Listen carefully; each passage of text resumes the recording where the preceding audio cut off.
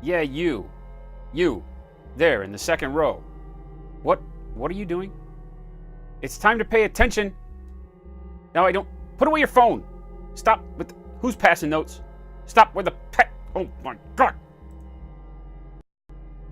What's up, people? What's happening? What's going on? Welcome to Tuesday. What is happening? Well, huzzah, huzzah. I'll just throw back Hannah my with the legs resub. and my britches with delight. Dos Monthos. Thank you, Hannah. Right out of the gates. Art Dilgart, what's going on? Ugly, I see you out there. Thank you very much, Hannah.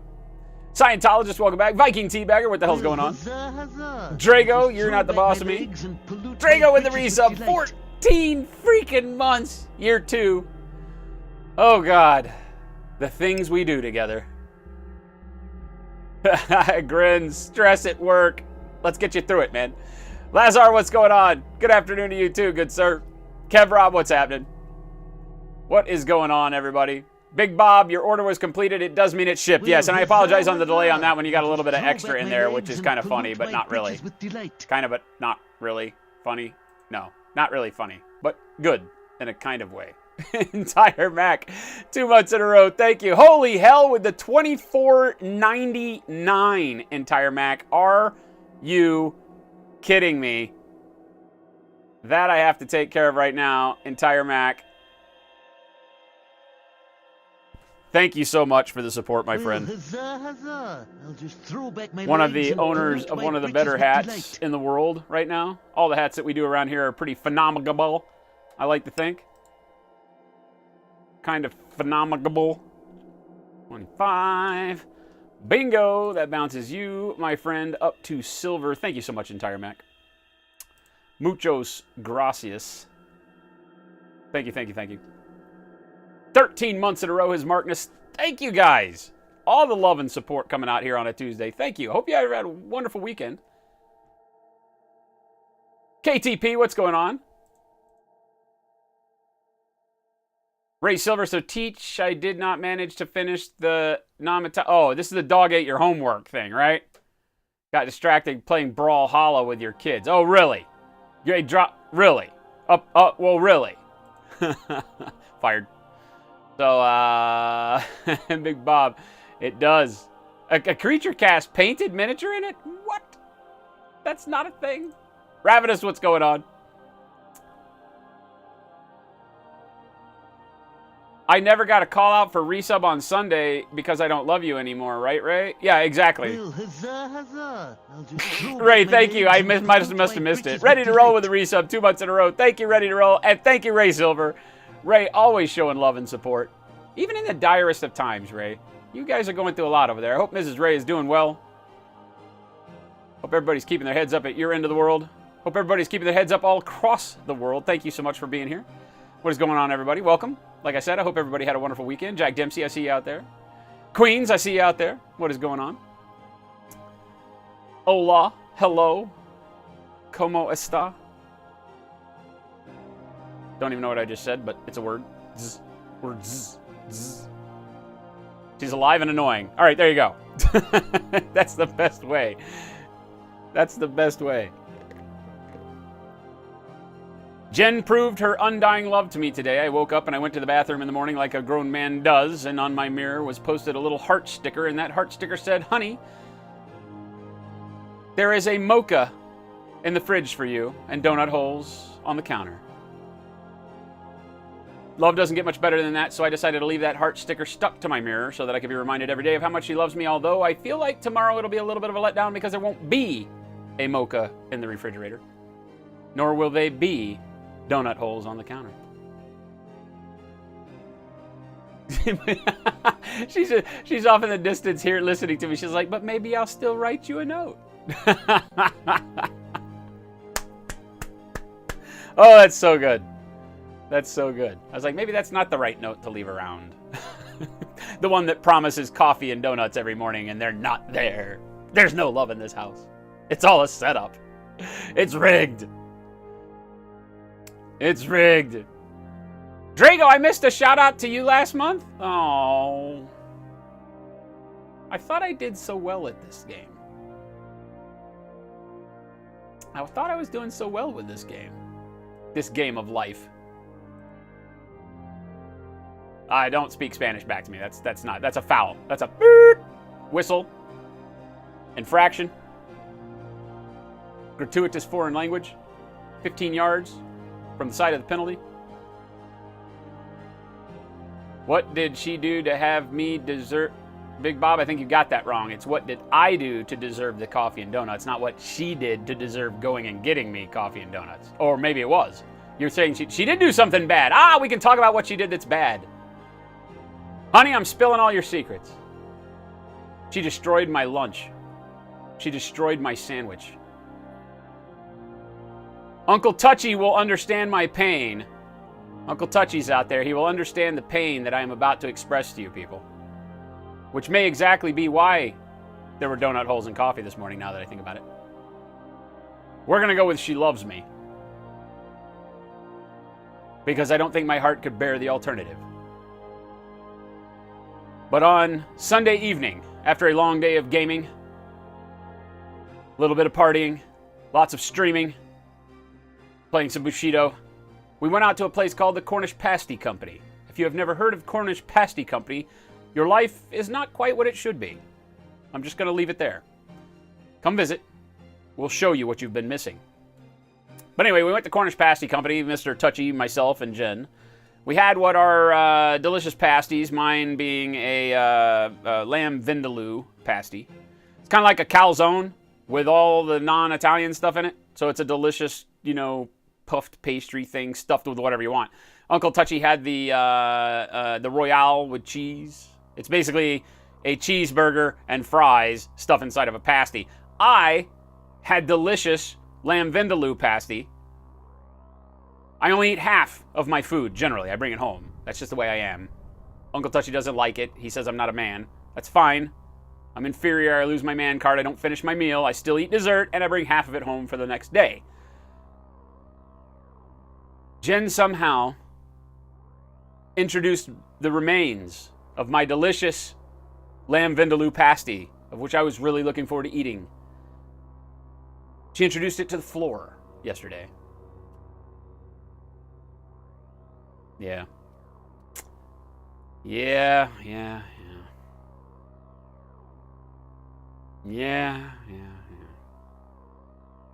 Normally I don't mind eating food off the floor, but not where she dropped it. Right in front of the fridge where all the dogs have been laying and drooling and blah. No. Wasn't going to happen. My pasty. Get a moment. Pour some on the curb for my pasty. So there you go, Big Bob. That's the story. That's what, that might be what she did to have to buy me donut holes today. But we're going to consider that it's just out of love. We're going to consider it's just out of love. Man, Cornish Pasty is literally, I think, one of the best restaurants on the planet. I mean, I say that about a lot of restaurants. I like to eat. But Cornish Pasty is amazing. I didn't even know what it was. And game night, I think Monday game night, Tom from Mayacast, Tom Shadle, said, hey, let's go to Pasty. I was like, what the hell is a pasty? I was like, no, I've been to too many strip clubs in my life. But no, he was like, no. And we went to Cornish Pasty Company, and literally they have I don't know, what would you say, 30, 40, 50 different pasties, which is, it's a puffed, it's like a calzone, right? It's like a dough and wrapped in around delicious things. They've got everything. They've got, bangers and mash in a pasty. They've got the cheeseburger in a pasty. They've got all sorts of other, Italian sandwich in a pasty. They've got freaking Jen. What did Jen get? She got, I forget what Jen got. Shepherd pie, I think. She got shepherd's pie in a pasty. It's all sorts of great stuff. There's something, like I said, lamb vindaloo. Come on, man. There's anything you want. There's probably a bacon and egg pasty. Who the hell knows? Like a breakfast one? I don't know. Oh, there is. There's an English breakfast one that has everything that those crazy people over there eat in their breakfast, like baked beans. But if you're into that, it's there! And you can make it happen! That's a food foul. Yep. BT, you got it.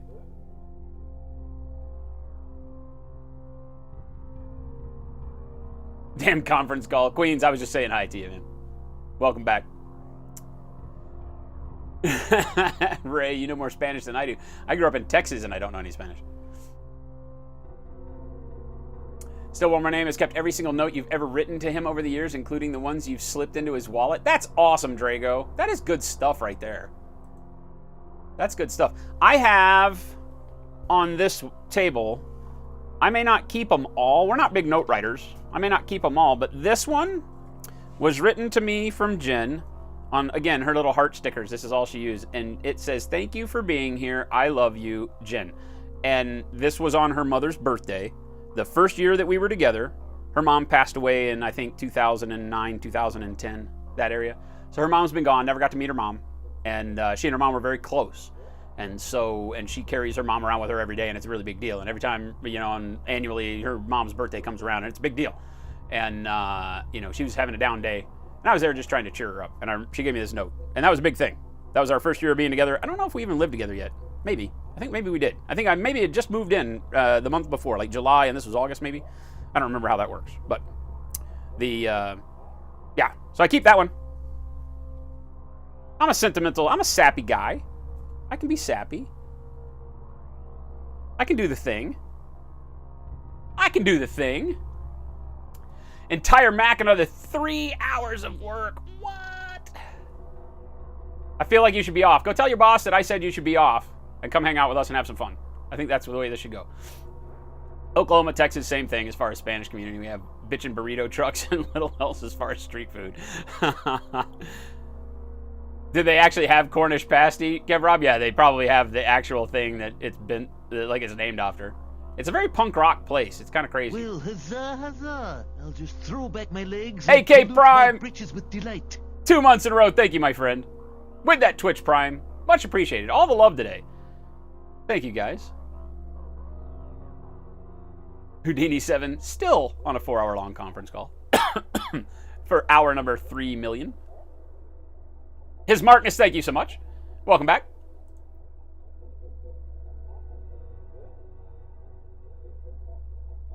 Rizog, what's going on? He says, "What's up, Pimple?"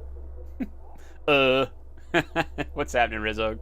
All right, so you guys know what the drill is. We've been painting on our Bushido Guzimbo, right? Or Buzimbo. I always forget this kid's name. I forget this guy's name. Last week we finalized working on the non-metallic gold that we wanted set up on him, and I walked you through the steps of doing that, and I promised that I would try to take some time over the weekend to get my gold at least caught up with where you were headed. So for everybody that's following along at home, I know Ray said he didn't get a chance to work. He was out of town over the weekend. That's fine. It was obviously not a test. We do this for fun. But I did take a little bit of time to go through and kind of roughly sketch out all of my golds. They're not perfect, but they are, for kind of learning example, good at showing the bright spots, how I do the highlights. I've got everything up to and including all of the bright ivory on there. As you can tell, as I shadow it, you'll see those ivory pieces really pick out where I get my shine from, right? And then, of course, as the light kind of, saturates it a little bit, we'll get a little less of that. So this little trick that I do for you guys just basically shadows the model enough for the camera to pick up the white balance of the model itself and not just the whole work surface, my hands included. So you can see how I did that. If you're painting along at home and you didn't get to go through it, maybe you were wondering, you had some stumbling blocks on like the shin plates where there's not a lot of shine, there's more shadow on the underneath of the shins down there. Or the thigh plates and things like that. We set up all the brightness direction for you during the stream, but if you've got any questions about how I did it, feel free to ask during the day today. Obviously, I've got all that done, at least laid out. It may not be done, it's not polished to an nth degree, but it's good enough for government work right now to get us through the rest of the show and make it appear that, the armor is pretty much finished. Even though I've got a little bit of cleanup work if I wanted to actually call it done, right? So, pretty good stuff. Today we're going to be working on feathers is the goal. We'll do base coats and try to work through highlight layers and start working. There's a lot to do on these, right? They're huge, number one. Not as big as maybe a Magnus or something like that. But all wings are always kind of a pain in the butt, right? Because there is a ton detail work to do on feathers, and you can save yourself a lot of hassle when you're painting on a model that you're just trying to get ready for the tabletop. Dry brushing works great for feathers. I always say that dry brushing is a very particular technique that I only really reserve for natural things, sometimes wood, rock, a lot of stuff on base work because it makes really good textures really quickly. Wings, though, are also one of those things that can be on a model that you might want to think about dry brushing.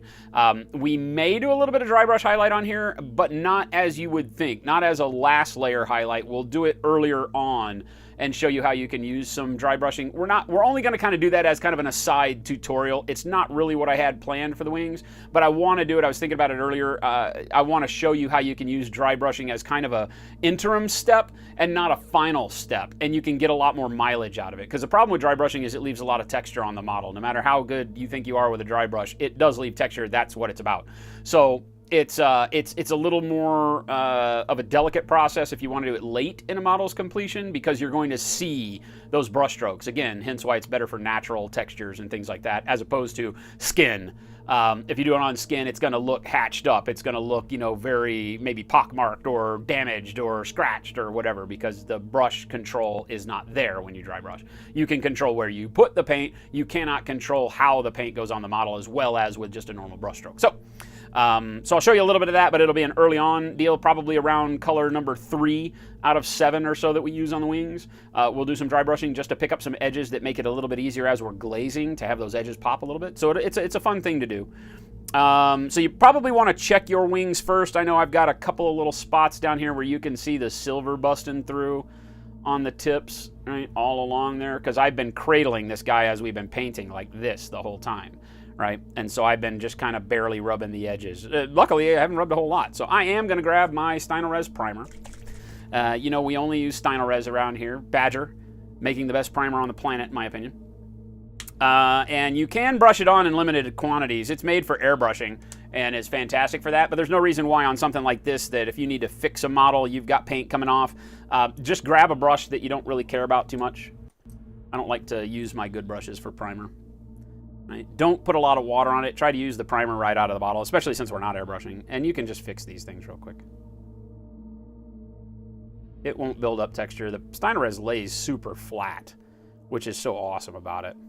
Kudos to Badger for literally nailing what I consider to be amongst the best primers I've ever used in any avenue of painting. That includes painting cars and whatever else. I don't think I've ever found a primer that just worked as good as what it was built for as Stynylrez does.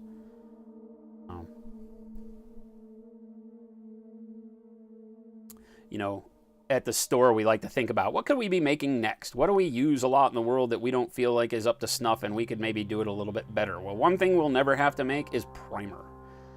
As long as Badger keeps making Stynylrez, Slow Fuse Gaming will never have to compete with Badger because we will always be happy to invest back into Badger for Stynylrez. And Badger's a great company. They actually partake in the miniature world. I'm a big fan of that, right?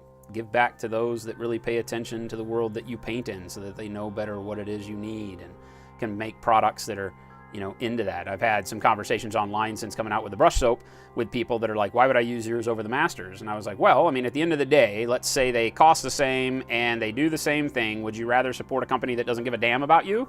Or would you rather support a company that actually paints miniatures? I said, because if I can't convince you it's better, which I can't until you use it, right? Then all I can really say is we just appreciate the support because we're mini painters making products for mini painters. And that person made an order. And I was like, that's awesome. That's the kind of stuff we like to see. Ken and Badger do a great job of supporting the miniature community. So I am all for supporting them and a lot of these companies. So,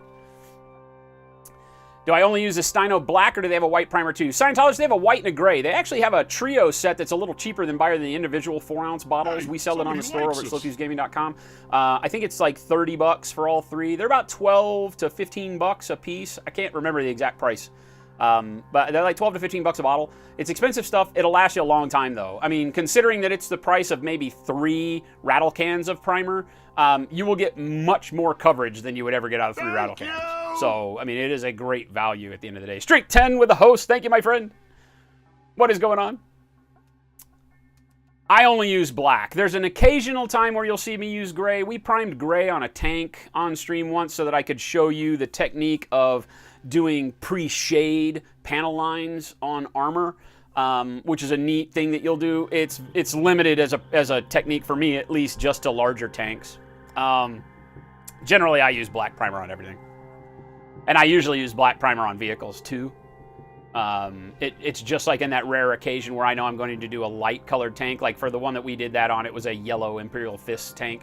And so doing Imperial Fist yellow over a black is going to give you a little bit cloudier shadows and maybe not controllable as easily if you do just all black primer, as if you do gray primer, darken in all the panel lines with black, and then paint the yellow over that. You'll get a little bit more punch early. So it just is, it's kind of for me, it's kind of a unique situation. All the stars have to align right for me to use anything other than black primer.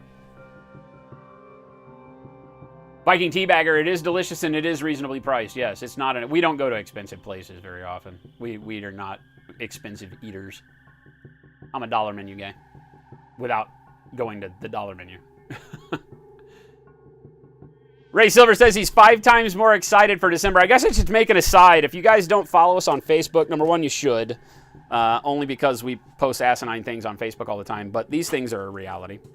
So we are working with the Kabuki guys for the month of December. You guys know that we've talked about our month of December being hashtag the month of Star Wars, because the new Star Wars releases in the middle of the month. So as a celebratory kind of a thing with all the new Star Wars stuff that's going on, we've been looking at ways to do it. We are going to be painting probably at least one of the larger size X-Wing miniatures. I've already got a Scout Walker set aside for like Rebel Assault or the new tabletop game that they're doing, Legions or whatever it's called. But we got these. Bam. Bam. And bam. So yeah, we're going to be painting these babies up in December, and it's going to be lots of fun. Like, I'm already so stoked about these. You know, when they showed up, I was like, oh, these are much cooler than I even thought. I knew they were 75 millimeters, so they're big, right? I mean, they're much larger miniatures. You've got a 75 millimeter size on the Boba Fett. The Boba Fett's a limited one, limited of 250 units, so that one's kind of tough to get. The other ones are normal runs with the Stormtrooper and, of course, the Darth Vader. And they're called their Star Vixens, I think. They're Vixen Lord, Star Vixen, and then Vixen Hunter. So, you know, these are, again, done by Kabuki Studios. It is kabuki-studio.com.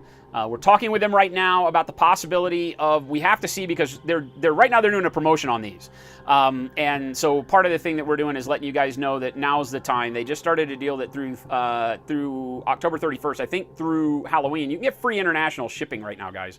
So not only are the Vixens on sale, the big 75 millimeter ones, you don't have to pay shipping on them. So, like, this is a thing you should go do, right? I have not determined what, if any of these will be doing a paint-along, like one of our formal paint-alongs where we spend a lot of time brushstroke to brushstroke like we are with the Bushido talking about it. But either way, if any of these appeal to you, now is the time to go to kabuki-studio.com and buy them, because they have an amazing sale, not only on the Vixens themselves. They're reduced damn near 30% off, I think, on the models. They also have them in 28 millimeter if you'd rather use them for a Star Wars game, or if you just want the smaller scale.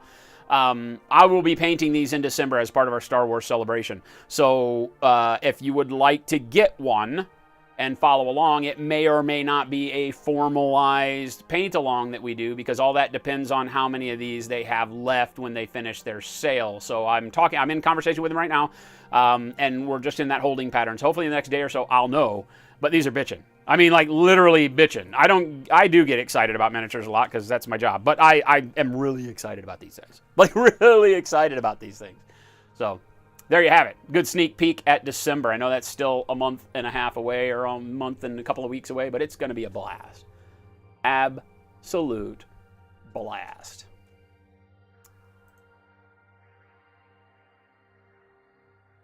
Queens of Tabletop, if I were a popsicle, what flavor would I be?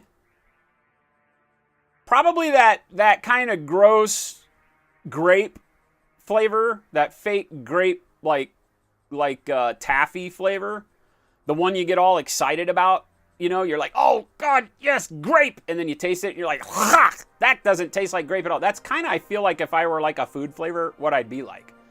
You'd be like, oh, hell yeah, it's Fuse. And then you'd be like, run away. You know? I feel like maybe that's my flavor. They also have a bunch of new colors like pink, green, and brown Falcon Punch Drunk. Oh, really? Well, there you go. Oh, yeah. Oh, for the Steinerez primers, yes, they have a ton of colors. They do. I don't like color primer. I've always said that black is the only primer you should use because it is your shade layer.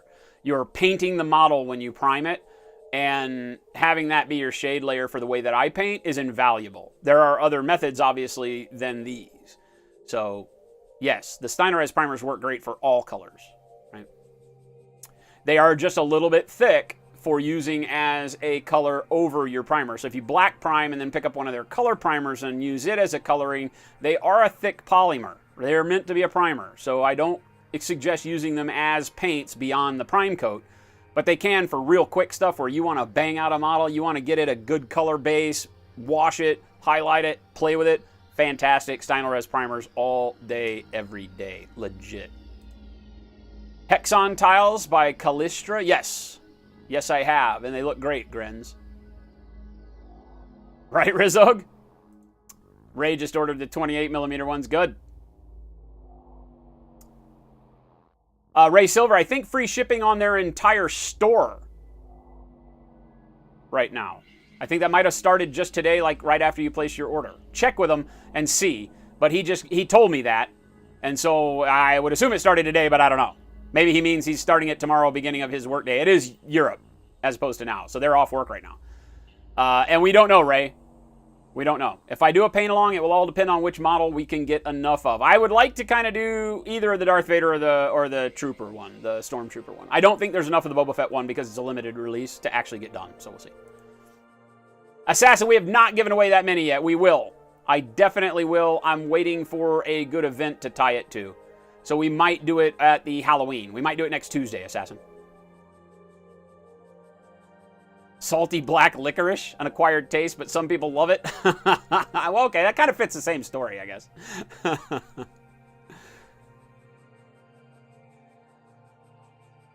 Ray, he may be starting it like right after you ordered it, so.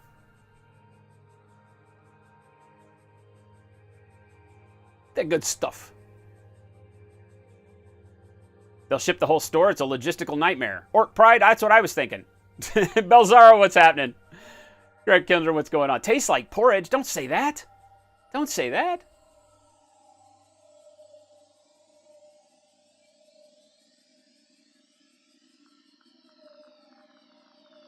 The Vader is possibly the scariest thing you've ever seen, old tees. I think they look fantastic. The sculpts are great, right? They are literally fantastic. All right, so let's get painting some wings. We have limited time today. We don't get to run long on Tuesdays because Kenny follows up after us, so we want to make sure we conserve our time, get as much going on as we can. Obviously, if you're a step ahead of me already, we got to do base coats. Hopefully, you guys can get a good look at the way I finished out the gold on that. Again, ask any questions if you're following along at home. I will be happy to kind of help you understand why I did the golds the way that I did. Obviously, with things like the shins, it's a little bit different because of the position of the model. So there's more shadow on those panels than on most of the other ones that we did. But still got some good highlight on there for separation of the panel work. All right, so let's get out our Cam Black Brown. Pa-pow! German Cam Black Brown. That's what the C stands for. Either that or Charlie. This might be German Charles Black Brown, or it could be German Conundrum. It's Cam Black Brown. They just ran out of space on the sticker, so. German Cam Black Brown. That's a mouthful. Paint with it. We're not trying to say it, we're trying to paint with it. Shut up, Fuse. Wait. Sorry. I didn't mean to give you guys insight into my life, my depression. People yelling at me. Mustang Palmer, what's going on? German Cam Black Brown is a great brown. It is a really good dark brown. It and the next color we'll be using, chocolate brown, are probably my two favorite browns. There are a lot of really good Army Painter browns too, though. They just don't have one that goes as deep as the Cam Black Brown. And I really like it because of that rich kind of depth that you will get from it. So on this, we can use a fairly large brush. I'm going to go with a 3. A Bombwick 3. Right? And again, we want to go pretty thin. I don't need a lot of coverage. I'm just trying to get a good amount. I did a tutorial yesterday, so my camera's all out of whack. I need to get a good thin coat, but I don't want a tremendous amount of pigment on this, right? So just like everything we do, we're just going to come in and we want to cover everything, right?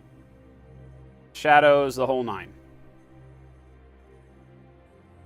And it should be even darker than the color out of the bottle if you're doing it right, because the thinness will allow most of that black to just creep through and influence our brown quite a bit. Now, on something like this, it goes without, well, it goes with note, I guess, to say that anytime I'm painting more natural textures, things like, say, leather, feathers, wood, you're always going to have a grain to them, okay? And even though it might not be sculpted on the model, it may not be readily apparent that there is a grain. You always need to think about natural things having a grain, right? Technically everything does, because everything is technically natural, but I'm talking about things like skin, feathers, all this stuff that we're painting now. The grain that I like to use for feathers has a direction that basically just goes along the length of each feather, right? So you're just going to paint with this kind of radial stroke that starts just going along the body of the feather. So I'm going basically what looks like left to right to you guys and is up and down to me, right? And then I'll just alter that and just paint from technically what is top to bottom of each feather as I go, right? Why do I do that? The big key for this is that as you start layering paint on top of this, if you just kind of willy-nilly paint the color on there, let's say we just start going side to side, then as you start layering paint, if you don't pay attention to how you're layering that paint, brushstroke direction and all of that, as you go brighter, you might find that the underlying paint layers start creating kind of a crosshatch pattern, right? That even though you may not see the brushstroke as it dries, right, it may, as you start highlighting on it, actually start showing that brushstroke. And you may see a texture that you don't like. So in our case, it's just easier to paint, right along the length of the feathers. We got to cheat on the last feathers we painted, right? We got to cheat on the Nina from Breath of Fire, because we did so much airbrushing and OSL work on that we didn't have to really treat the feathers like feathers necessarily, right? They had a lot of glow on them. They had a lot of highlight colors that weren't indicative of painting the actual grain of the feather as such. So we got out easy on that one, right? Well, not really. I mean, the OSL was tough, but the whole painting of feathers, I feel like, would have been equally as tough even had we not painted the OSL on there. Just base coat. Do your thing.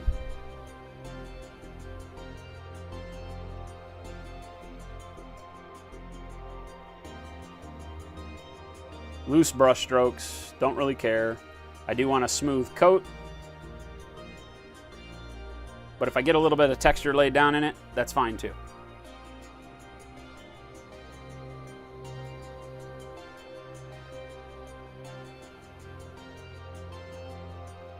So I have a confession to make to anybody that will listen. This is step 1 of my 12-step program. I've started playing EVE Online again, hence the music tonight. Anybody else ever had an EVE addiction or tried to have an EVE addiction and failed miserably at that game? I have started and stopped playing EVE more times than any other MMO on the planet. Even more so than WoW, World of Warcraft. I have gone to and from EVE probably 5 different times for fairly long amounts of time each individual time I have attempted to play. There is no brief courtship with a game like EVE. Drags you in, spits you out, leaves you crying in the fetal position on the floor. It's dangerous, dangerous world out there.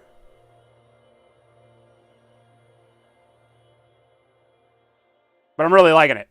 I always really like it when I come back to it. It's been 5 years since I played. So there's a lot of new content and stuff to see, but a lot of it's very familiar still. So I'm enjoying that. I feel like that's pretty good. Maybe a little bit more on the tops of these feathers here. Again, the key here is just make sure that you're not overwhelming the black with the brown. You just want to be tinting the black with the brown. You'll get it, right? It still looks brown. I mean, you can tell the difference between the two, but not as much as if I had just painted opaque paint over it, right? Vixen Lord 75mm was bitching, so you just ordered that as well. Send them an email and see if they'll combine your shipping, Ray. They will. They will. They're really good people. So I say they will. They'll probably hate me for telling you they will, but there you go. Mustang Palmer put a big burning bag of poo in Big Bobzilla's pack. It's already gone. It's already gone. I could not put a burning pile of poo in his package because the post office won't take that, man. They won't. I could have put like a timer, right, with a timed fuse inside, but I don't think they like ticking packages, right? That's his mystery box. He ordered a mystery box. It's like, surprise! Poop! On fire! Poop.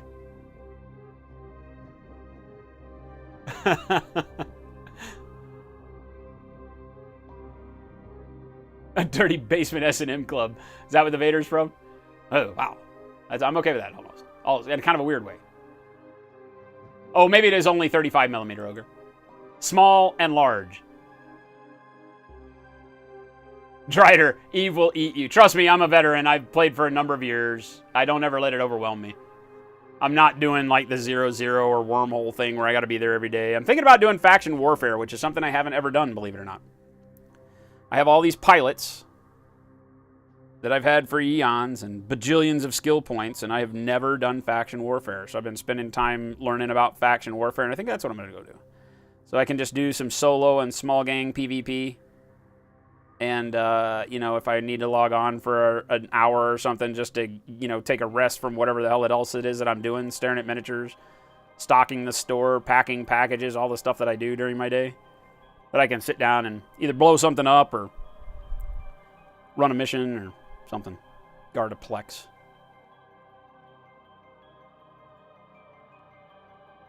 They are working to give me back my old accounts. I still have all of my passwords, and I logged in, and it says verifying your email address, and it has an email address I haven't used in like 8 years.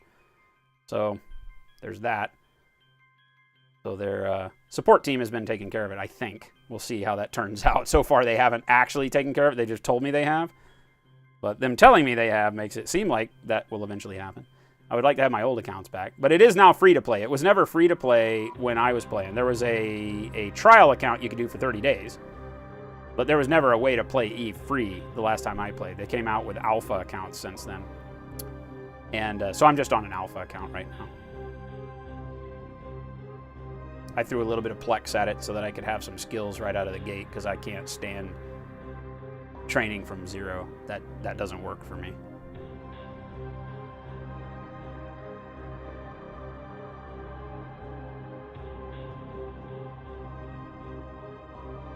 Well, you can see kind of how watery this paint is as it's going on. It's giving me that kind of nice shading, right? You can still get a transition from the black that you can kind of see in the shadows down deep towards the body. Again, that's simply because I'm fairly thin on the paint. Well, really thin on the paint. Not quite dirty water glaze, but close. And I'm just doing a couple coats.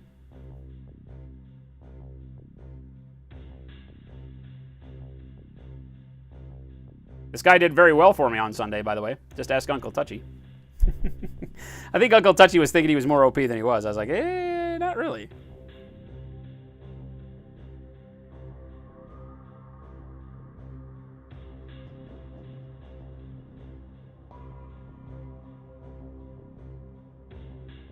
Again, I just want to make sure that I'm painting along the length of each of these feathers, even the small ones. Notice how I'm not taking a lot of time to stab paint back into the shadows. I'm trying to get paint into the shadows as I'm going, but if the sculpt is so deep in an area that it's not really giving me the brown in the shadow as I'm doing my brush stroke out along the length of the feather, that's okay. Just leave it black, right? The depth of the sculpt is guiding the paint, and if it's saying, hey, paint won't fit there, then don't shove paint in there. It's one of the reasons why, again, going back to the beginning of the show, why I prime in black all the time. This allows me to have natural shadows where they're supposed to be. Kind of like our pre-highlight right now, because I'm only brushing in one direction, right? There's black areas facing back this way, right, that you can kind of see in there, where paint just won't go because I'm not brushing paint this way, right? I'm only bringing it down along the length of each feather. So it creates shelves where the sculpt is very deep, where it wants to have shadows. The sculpt is kind of making that decision on its own. And that's fine. One of those things you don't tend to think about, but gives you a really cool kind of look on the model by accident sometimes. You just get in the habit of not forcing it. Which again, sometimes goes against our training. Sometimes we're like, oh God, I got to cover everything. Each base coat that I put on has got to cover the whole model. It's got to be clean. You know, got to have full coverage. Nah, it's not a thing. Not always. The way I paint, every layer being more of a filter, I want to see more of the layer that I painted before. I want to see the color underneath pop out, even though it's just the primer. Sometimes that's the key to getting a really cool. Right, so you can see, watch this wing over here. Watch as I turn it. Notice how it looks like there's a black line that goes through my brown as I rotate it some places. That's that black paint kind of looking through that translucent layer of brown. So it gives me a natural effect. Right? If I just paint it solid brown, then I spend a lot of time finding ways to insert that natural effect with other colors. And we're going to do that anyway, but try to make it easier on yourself, right? And get it to where, you know, you're not just pure brown and then painting shadows back on and finding ways to find variants. Then coats will give you a variance due to the translucence of the paint itself. So 50 minutes till home time and stress is gone. Savage Jerky, what's going on, man? Long time. Good to see ya. Greenleaf, what is happening? I'm actually older today, Greenleaf. Can you believe that? I think that's how that works. I'm older than the last time you saw me. I know, it's spooky. That's a thing.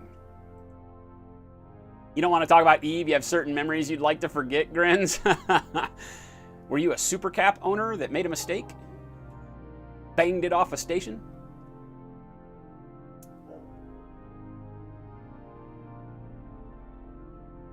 Drider, you've got an Aeon that you can never log on because you'll hit a POS shield. Your cargo bay, drone bay will be overloaded and you won't be able to warp or jump. So you just have to do it when you have lots of friends, man. POSes are gone now though, right? Maybe not gone, but they did the whole Citadel thing. I'm still trying to figure out how that works.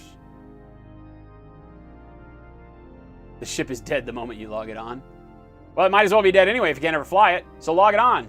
Roll the dice. See what happens. I'll come shoot it. I mean, I'll come help. I mean, am I a corpse collector? I mean, I won't. In low sex, depending on what's going on, a lot of times I'll let pods get away because I want them to go reship and fight again. Depends, because as a solo roamer was really my claim to fame. I lived in wormhole space for a long time, and so I would do solo roams out of wormholes into 0-0, into low sec, and a lot of times it's hard to get a fight. So I wouldn't pod people. I was the kind of guy that would show up in your 0-0 out of nowhere in a wormhole, just show up in local chatting like, hey, somebody want to meet me at the Sun? Type 1 frigates, no podding, let's go. I was like, if you can't afford to lose your ship, we'll go to Hull and quit. Anybody? Anybody? And it would take a long time to get people that believed that you would do it. And I'd go to the Sun, and sometimes they'd blob me at the Sun, and I'd come back with another frigate. Tech 1 frigate. I'd be like, let's do this again. And finally somebody would fight and realize if they said, hey, we just want to go to Hull, I'd just take them to Hull, and then I'd stop firing. And you do like King of the Hill. And once people got used to it, you could get some good fights. So I feel like a lot of times if you don't pod people, you get more fights. If you pod people, you get blobbed when you act like that. So Warframe and Skyforge. I heard Warframe changed a lot, so I may want to go back and take a look at it. Assassin, what is the strangest game that ever interested you in wargaming? Like tabletop wargaming, the strangest game? Probably something like Super Dungeon Explorer, because it's not my style, but I found it really cool. I didn't wind up liking the game, but, you know. Way to go. Twitch is shutting down the stream with premeditated excrement immolation. Wait a minute. turd bombs in the mail. Genuine, what is going on, brother? I'm bait and won't bite. Yeah, I know. Exactly. That's it, LTs. A lot of times they think it's bait, and you can't tell them you're not bait because that's exactly what bait would say. I'm not bait, I swear to God.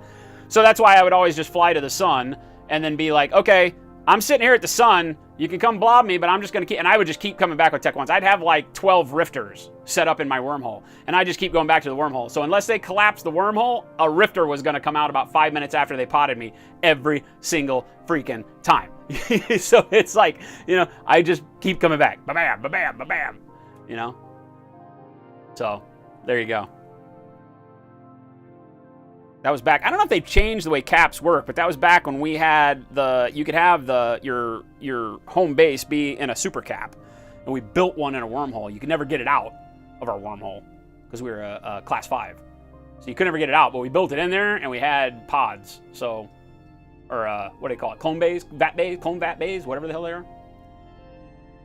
So I just keep coming back with a freaking Tech 1 frigate until I ran out. And then I'd build more. I would just be the most annoying bastard on the planet until they realized, hey, we should probably just 1v1 this guy. And he'll go away. Because if I lose ships 1v1ing, I get burnt out a lot quicker than if you just blob me and I'm like, I'm coming back! I'm coming back! You can't get rid of me, I'm a fungus that will never leave! You're ratting in nullsec right now? Oh, far out, man! I just started playing again, Savage. She is at an interview right now. She's got her second job interview going on today, which is awesome. So hopefully she'll come back with some good news. Mr. Zombie, what is going on? I'm having a great day. I think everybody else is too. Mavix, I don't understand what you're writing, but hello.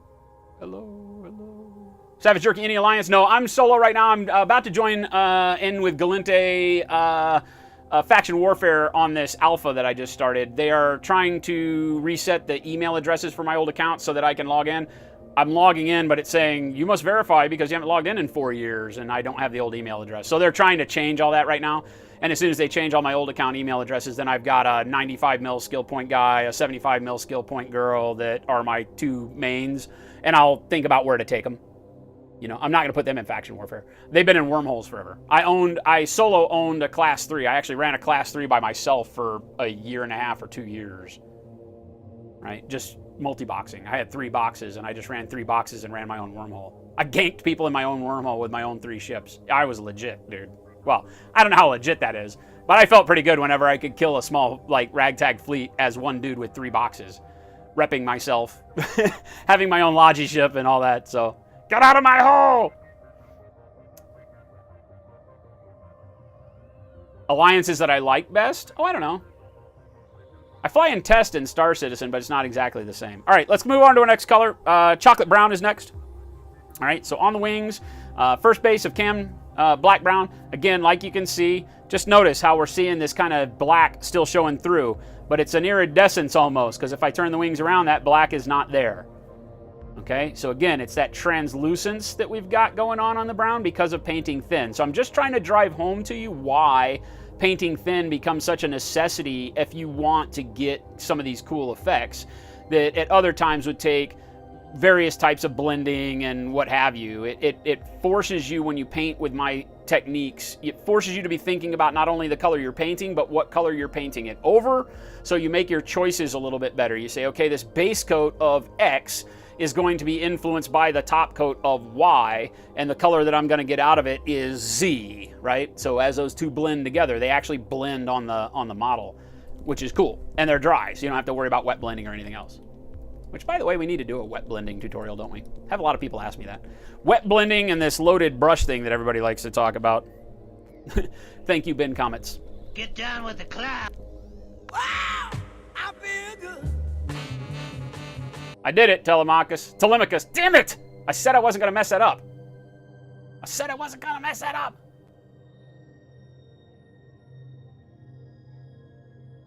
Nice, Savage. You've been playing a lot longer than I have. I seem to take big breaks right in the middle of like large skill training plans that I have, and then, you know, that all goes awry. So my 95 mil is kind of my main, I guess. He can be a dread pilot. I do not own a Dread. I piloted them in Wormhole, but all the caps were corporate owned. I was in Team Pizza in a Class 5 for a long time. Team Pizza, because who wouldn't be in a freaking corp named Team Pizza? What? You don't got to ask me twice. You got pizza in your name. So again, we're using model color chocolate brown. Okay. This is a much lighter brown than our cam black brown, so we have to be careful now. Okay, we can't just go slopping it around. So I'm going to put my number 3 brush away, and we're going to go back to our number 2. We need finer control as we start moving brighter and brighter in color. I feel like this is not the right... Yeah, that is. Okay. Now we're going to have to make sure we're working pretty thin. And again, this is model color, so you got to be careful as you're thinning it down. Right? It starts a lot thicker consistency than, say, one of our model color paints. Right. And I'm going to start out here with these larger feathers just so I can kind of show you the goal. Let me see if I can get a little bit more light in here. Ish. Okay. And I just want to now start light brush strokes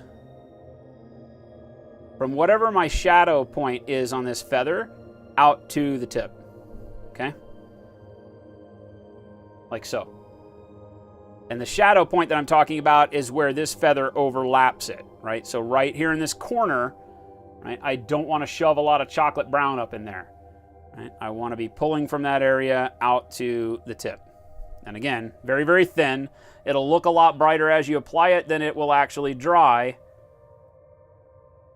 That's how the world works. Same thing here.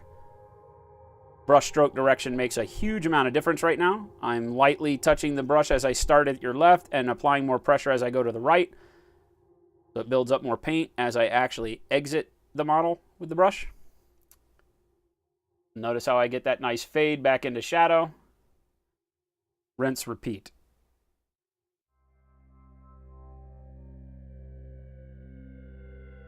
Build up more paint at the tip. This one doesn't really have a shadow point except right here at the cluster of feathers closer to the arm. It's good enough for my butt. It should be good enough for my nose.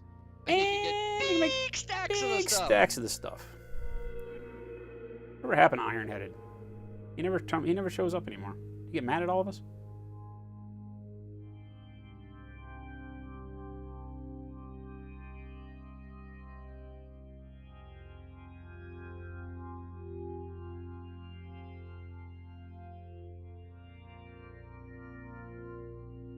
Okay.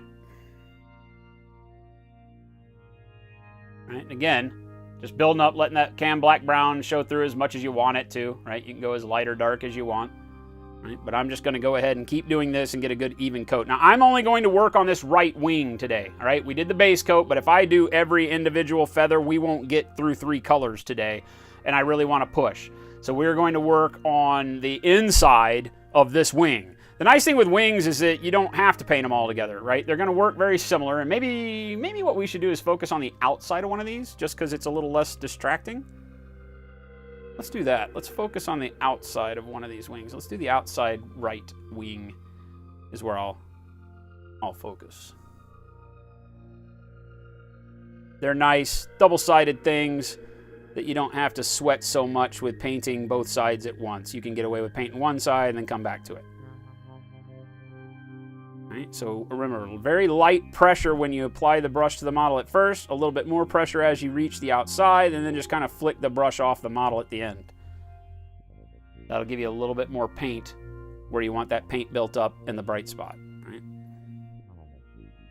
And learning proper, what we refer to as brush control, right? All of these things that I'm always saying, yeah, as you get better brush control, as you do better brush control, you're going to need to practice your brush control. I use that word a lot. It always means the same thing. It's learning how to control the weight of your hand, the weight of your stroke, I guess. If you've ever seen things like Photoshop, Illustrator, any kind of artistic program like that, you'll notice that when you do any kind of portion of the program that allows you to draw a line, it'll ask you for stroke weight or stroke, and it'll have like 1 point, 2 point, 3 point. A lot of times that is a digital representation of the weight of the stroke. As artists, as we draw or paint a line, if I take a pencil, right, and draw across the surface of a piece of paper, right, with the weight of stroke makes a huge difference. This is a mechanical pencil. This does not have a taper to its lead, but if I go very, very light stroke across this paper, right, you can barely see that line. Versus if I press hard, bam, my line is thicker, which gives it the appearance of being darker too, right? Same exact thing with all of our brush work. Okay, so when I tell people, hey, it looks like you're using a little bit of a heavy hand, you've got a little bit heavier stroke with that paintbrush, it literally means that the weight of your stroke has more of your hand pushing into it.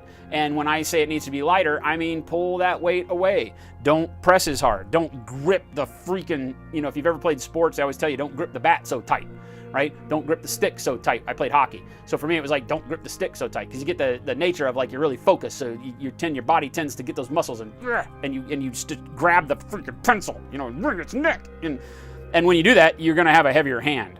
Everything you do is going to be more, and so you got to kind of train yourself to, okay, I just want it to be very, very light, right? I just want a very, very light hand so that I can get just a little bit of paint going on there. And then a heavier hand gives you more, and the heaviest will give you a big thick line. So, when you start embedding that into just the way you paint, and it becomes something like driving where you just don't think about it anymore. You get in and you know how to feather the throttle and the clutch.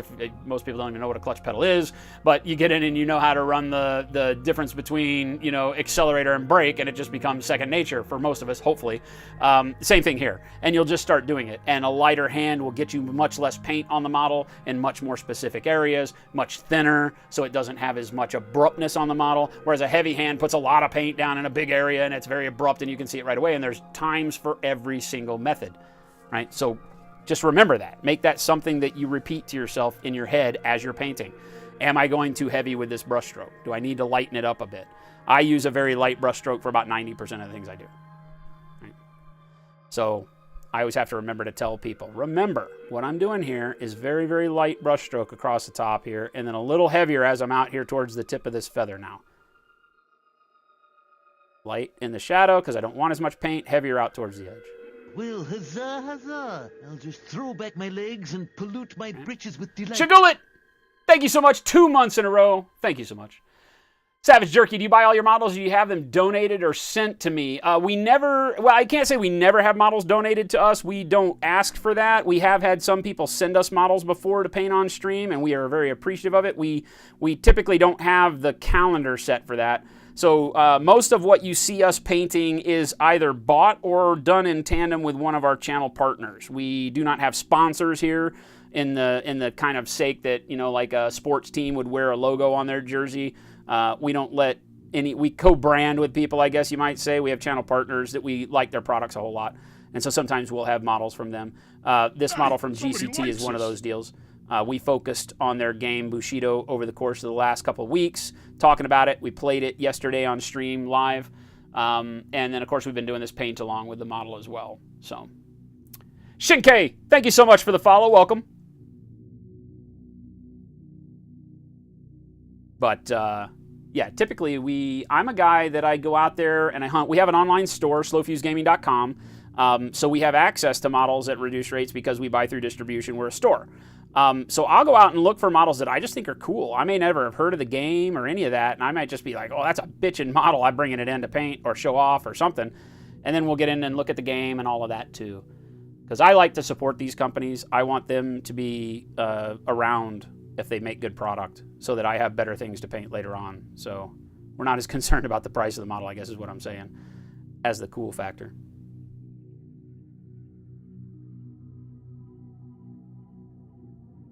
So just repeat this process, again, starting at whatever the shadow point is. Now on the outside of the wings here, they overlap bottom to top. So the darker spot is going to be towards the bottom of each feather, and the top is going to have highlight on it. So that's why you'll see, and it's actually, this is easier to paint as you're getting used to it. Right? But very, very light stroke in towards this bundle of feathers, and then heavier out towards the edge as I pile a little bit more paint on. Again, the paint is super thin, so it's not going to look like we're piling much paint on anyway. Not shoving a lot of paint down in between the feathers. We've already got the black brown down in there. We've got the black base coat from the primer down in there. So all of that gets to live on its own and give us its own life, right? That way our shadows, look at that already.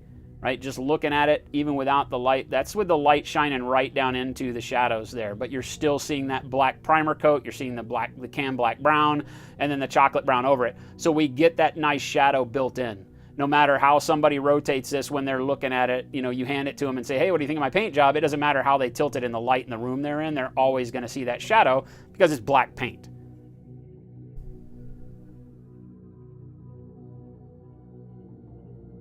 Always backtrack a little bit if you want to brighten up the tips. A little bit more on there. Evan Flo, you thought Ironhead was working towards being a fixture in the stream network? Oh, when I made a comment? Yeah, I don't know. I haven't talked to him in a long time. He kind of disappeared. I hope everything's all right with him. You know, a lot of times we see people come and go. They got job, you know, hours change, things like that. And I just haven't been able to catch up with him in a long time. He hasn't been in the stream. And normally he would pop his head in every now and then and say hi. So I'm like that. I always tend to worry about people when I haven't seen him for a while. I'm like, so what happened to so-and-so? Is he all right? She all right? We got a good stream community here. But it's not for everybody, you know. The one thing about streaming is that it seems like it's easy, and it ain't easy. So I never fault anybody for just disappearing. But I hope everybody's all right when I don't see you for a while.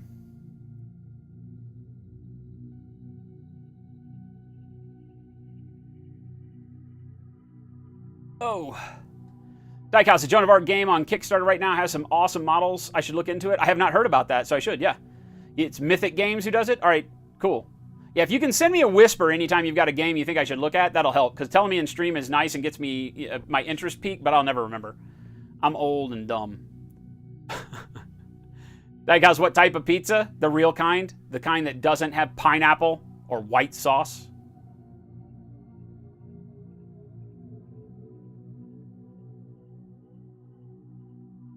Nice, Strider. We'll take a look.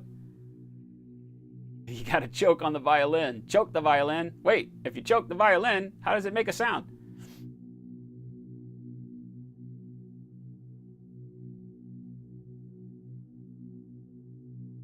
What about the edges of the feathers? Viking, what are we talking about? Pineapple is amazing. You take that back? It is, but not on pizza. It goes on flatbreads. Ba-dump-bump. The Jonah Art Minis are small. Okay, they're 15 millimeters. Gotcha. Shinkai, all right, nice. Glad you found us. Kenny is the man. He follows right after us on Tuesday, so you are in the right place. Glad to have you. Long War Network. Trying hard to never sleep, although I'm old. I sleep a lot. Not going to lie. Kenny says we never sleep, but I can't keep up with the ruse anymore. I sleep. I'm old. Edges of the feathers, we're going to be painting brown, Viking. Why are you getting ahead of the class, man? What's going on? Why are you trying to derail the class? You want to teach?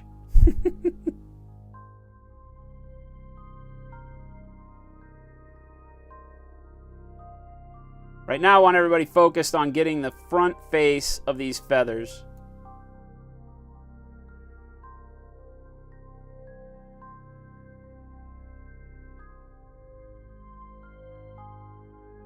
And then we will do a little bit on the top edge.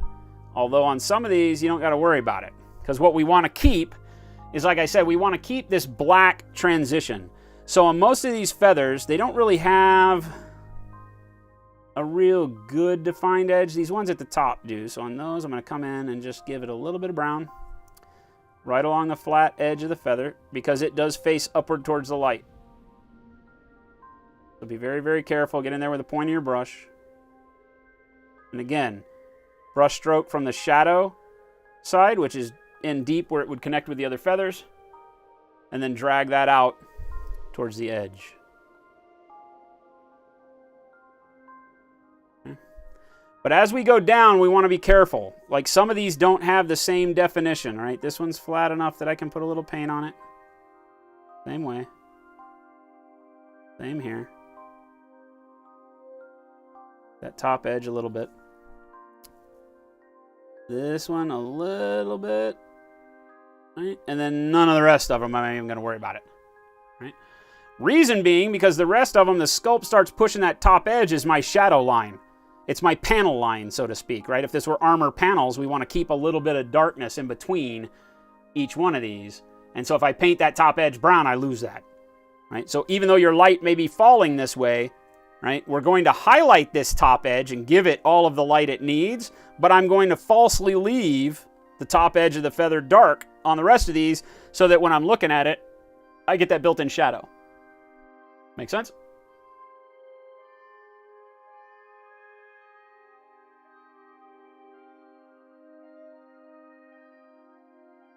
All right, same thing with these feathers in here. This chocolate brown is going to cover each feather. Some of these may not have the sculpt have a, well, most of them do. It was just that first one was a little soft, right? This first little stunty feather here. I never know what flight feathers are called on birds. They have a name, each one of these layers, but I don't know what it is. Maybe Stacy can help us, right? This first feather right here doesn't really have a good solid edge between it and the next one, so just be careful. Leave yourself a little bit of black in between those so that you can create that edge where the sculpt was if yours is like mine. The rest of them, the sculpt is very sharp, so I'm not having to worry about it as much. But just be paying attention. You might have sculpts that you're working with where every now and then they get what we call a little bit soft. The detail in between one level and the next is a little hard to find. Here's another spot. All right, so this feather and this feather run together in the sculpt. So I want to paint one and then paint another line for the other one to keep them to where I've got that little bitty transition of black in between.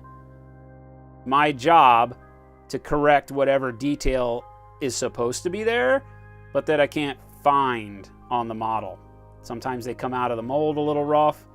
Sometimes it's just the way the sculpt was. It's all right. Nothing wrong with the model.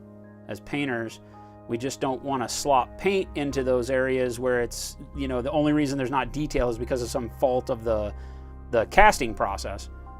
Not because it's supposed to be that way. And so if you just blend it together, then it's going to look funny at the end of the day. So it kind of goes without saying. Just fix it yourself. Again, just leaving enough of that cam black, brown, and black in between these feathers to get our natural shadow built in as we go.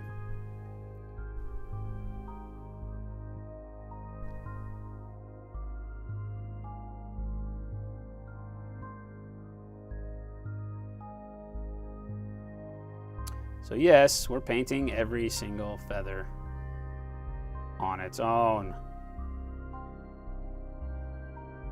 But when you paint it thinly like this, you notice that it's not near as time consuming as you might think. And I'm going back now and just hitting the tip of each of these to give it another layer. That'll help brighten it up and leave my shadows a little bit darker. All right, and see how I get that built-in shadow between these layers on the wing now, right? And there's no reason why I'm working from the big feathers to the small feathers. You could have done it the other way. It doesn't really matter.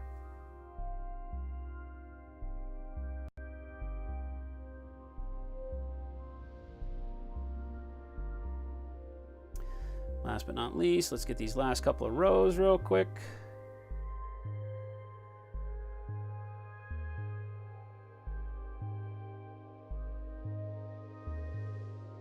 The sculpt is a little soft here, so again, make sure you leave darkness between these feathers. You're going to have to be paying attention if yours is like mine.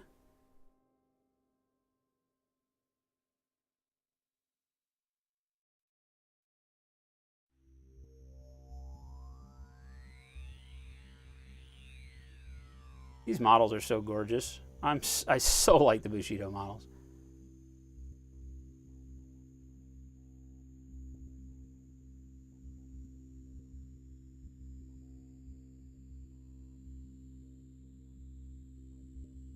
Outer edge are primaries, secondaries, and tertials are the ones nearest the body. So primaries are the big ones, secondaries and tertiary, or tertials, are the little fuzzy ones, the down feathers up close to the, I guess you don't have down feathers on the wings. Look at Drago coming through in a pinch. Gabe, what's going on, man? Welcome back.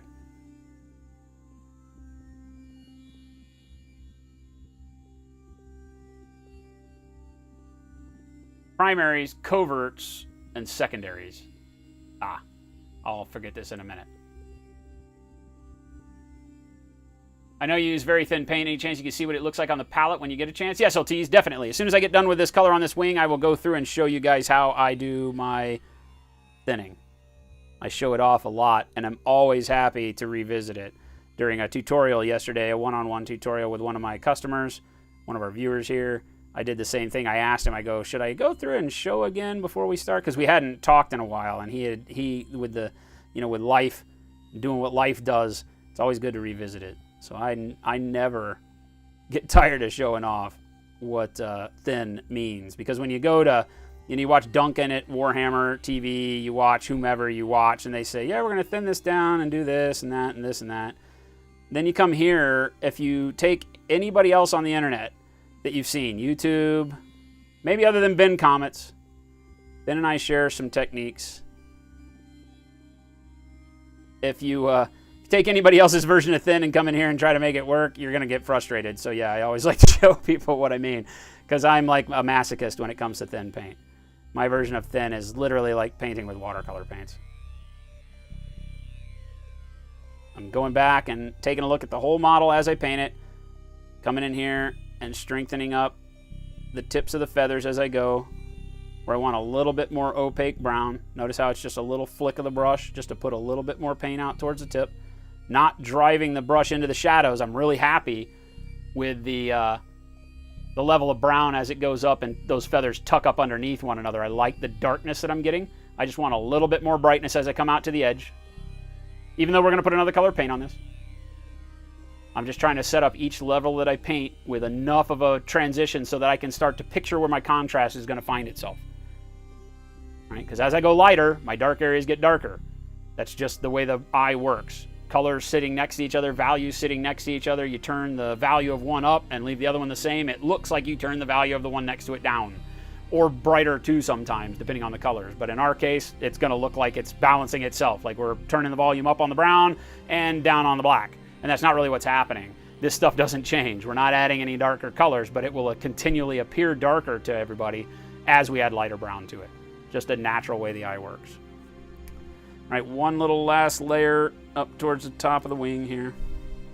What's going on, Kenny? I think I saw Next Level Painting stick his head in there.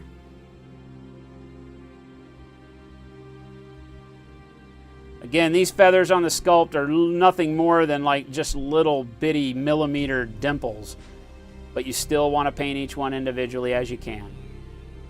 Reason for that? That cam black brown shadow makes all the difference.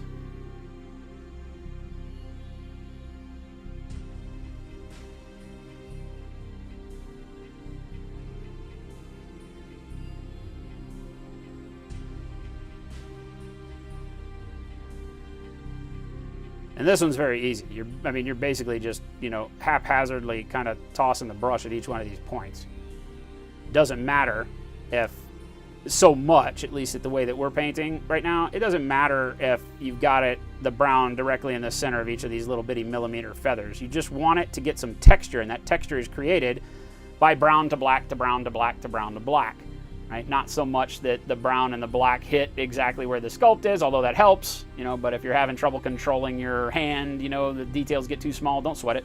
Just do little dots of brown and you'll get the kind of texture that you're looking for.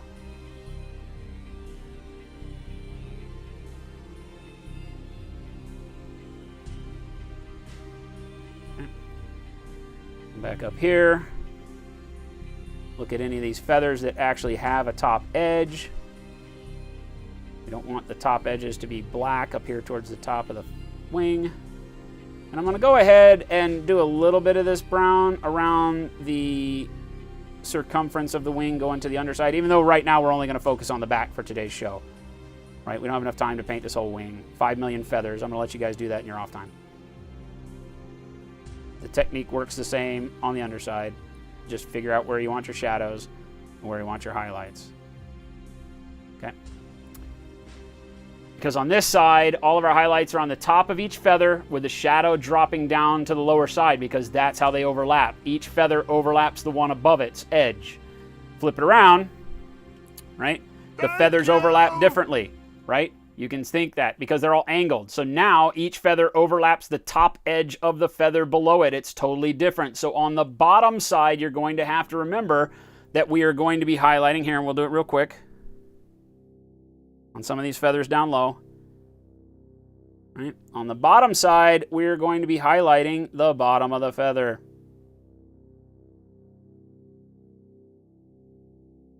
We're going to leave the darkness at the top edge like that.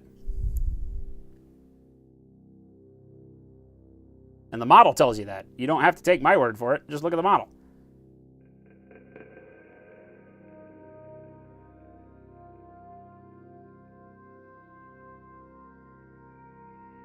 Look how the feathers overlap each other.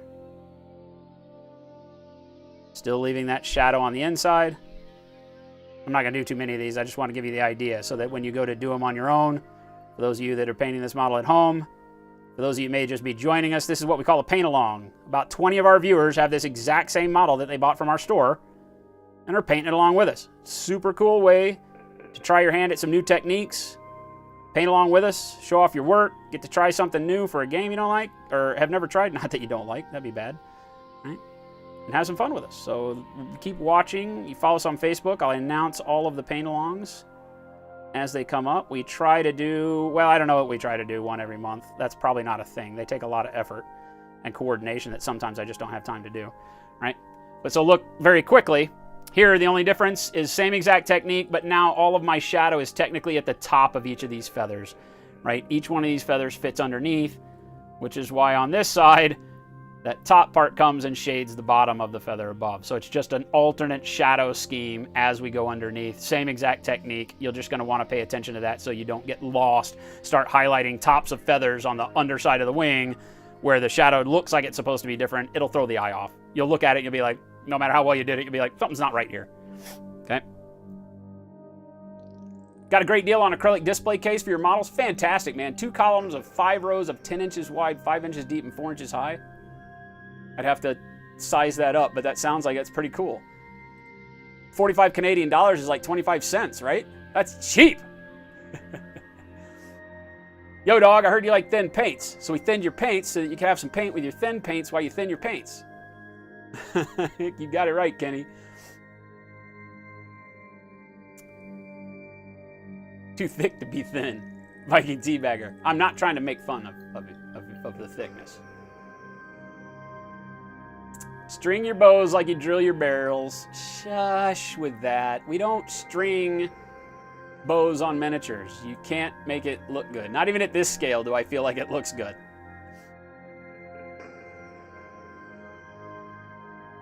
The hint of red that Cam Black Brown has in it, maybe a little bit. It's not, it's, you know, I think more of what is happening is just the translucence of it over the black gives us that feeling. I'm not sure that it really does. I've thought that a lot of times. I don't know. It's a very flat color, and it makes it, like, fools the eye with hues that I don't think really exist, but it's a great color for sure. Slow Fuse, is this your job, or do you have a side job? This is my job, Savage. This is part of my job. We stream 4 days a week. We do Tuesdays. This is my Monday. Tuesdays, Wednesdays, and Fridays we paint. We also stream on Thursdays every week where we just goof off. Sometimes I paint, sometimes I play video games. I started streaming as a video game player. And then on Sundays, we either do painting or we do playing of these games. So Sunday, we got together with Uncle Touchy, Naked Puzzle Basement there in chat, if he's still hanging around.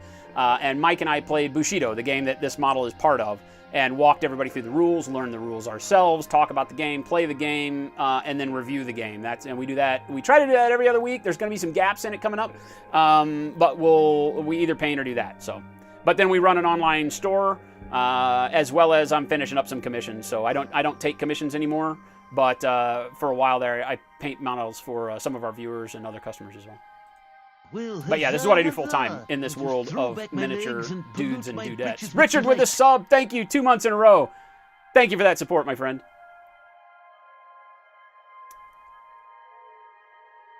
Warlander, what's going on? You just got to use Army Painter paints. Very interesting. That's very ominous. They're very interesting. The guy said the cases need to go for $200. Holy hell, that's a good price then, man. $45? That's a steal at any day.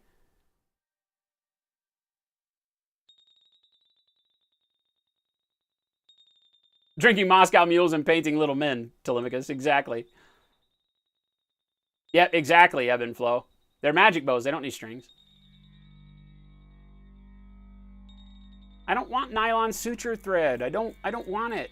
I don't want it. I don't want it. I've seen a million people do it, and it never looks right. It never looks right. Stop trying to sell me on stringing my bows.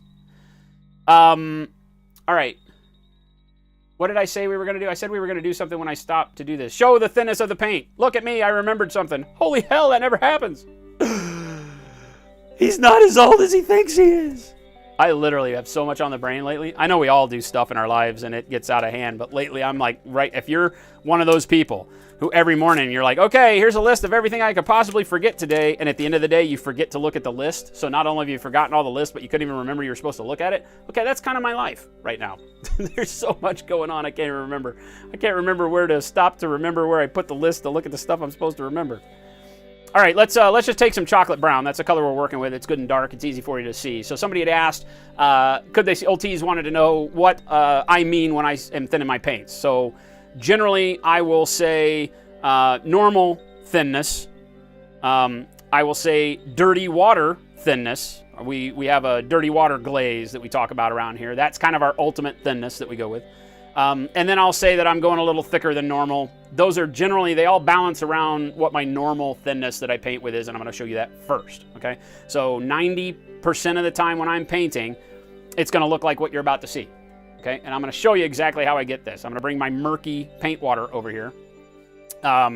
So I am cleaning my brush, right, in the swamp here, up against the side, and then generally our first nature is that, oh god, it's got a lot of water and we want to clean the water off the edge or drag it up the side so we leave most of that moisture in the cup. And that's fine for most painting. You just want a little bit of moisture on the brush. It's still got wetness on there. It'll still turn my skin a little shiny, but not a lot of water. Screw that. That's not good enough. I basically clean the brush. I pull it right out of the water, right? And that's the water that we go to the palette with, right? So no magic involved here. The brush never left the camera. Let's zoom back in. Tons of water on this. And then I just touch it right to the edge of the droplet. And you'll notice that just through that kind of capillary, I don't know if that's actually capillary action, but as this filters out, it drags the paint into my droplet of water. So I just want to do that. And I want to have that pigment start coming over into my water.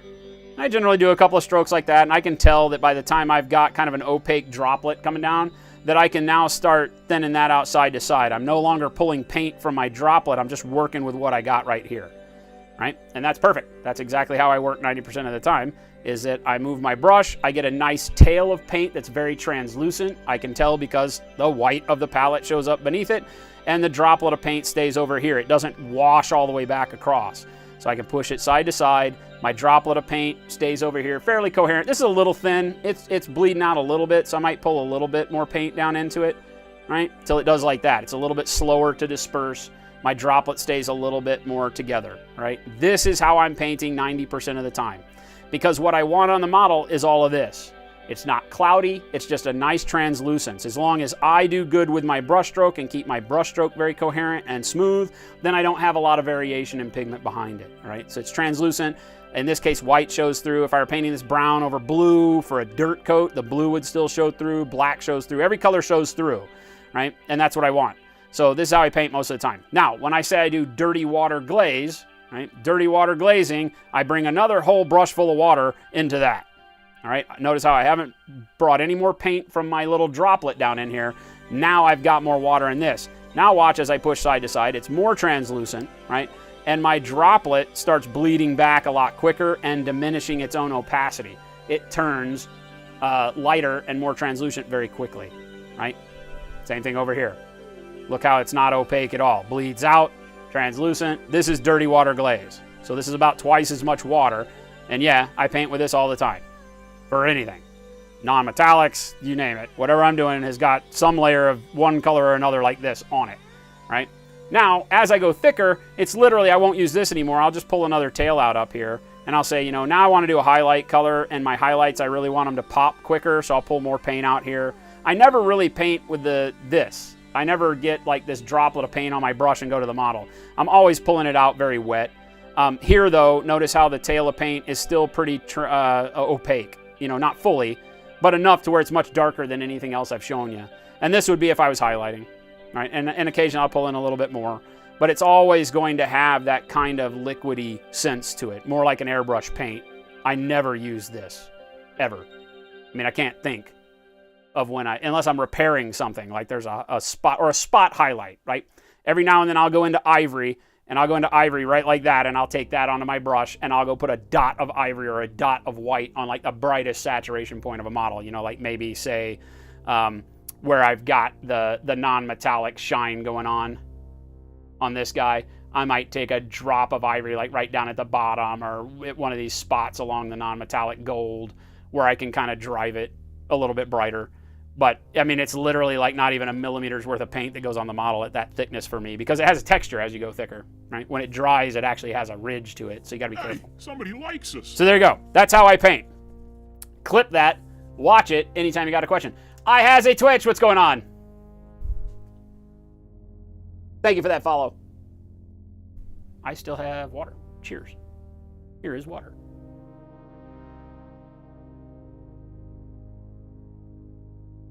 I'm always pulling it out very wet. I did say that. Fluid dynamics or science, yeah, whatever. I was a wave mechanics guy. Stoker Mundo, what the hell? How are you? I do remember you. How are you? Eldrick Necro, what's going on? How do you maintain control when you go that thin? You feel like once you thin it down that far, it just ends up sliding all over the surface and falling into the recesses like a wash. It can. One of the things that you always notice is look at my thumb, right? So let's back out a little bit, right? Look at my thumb.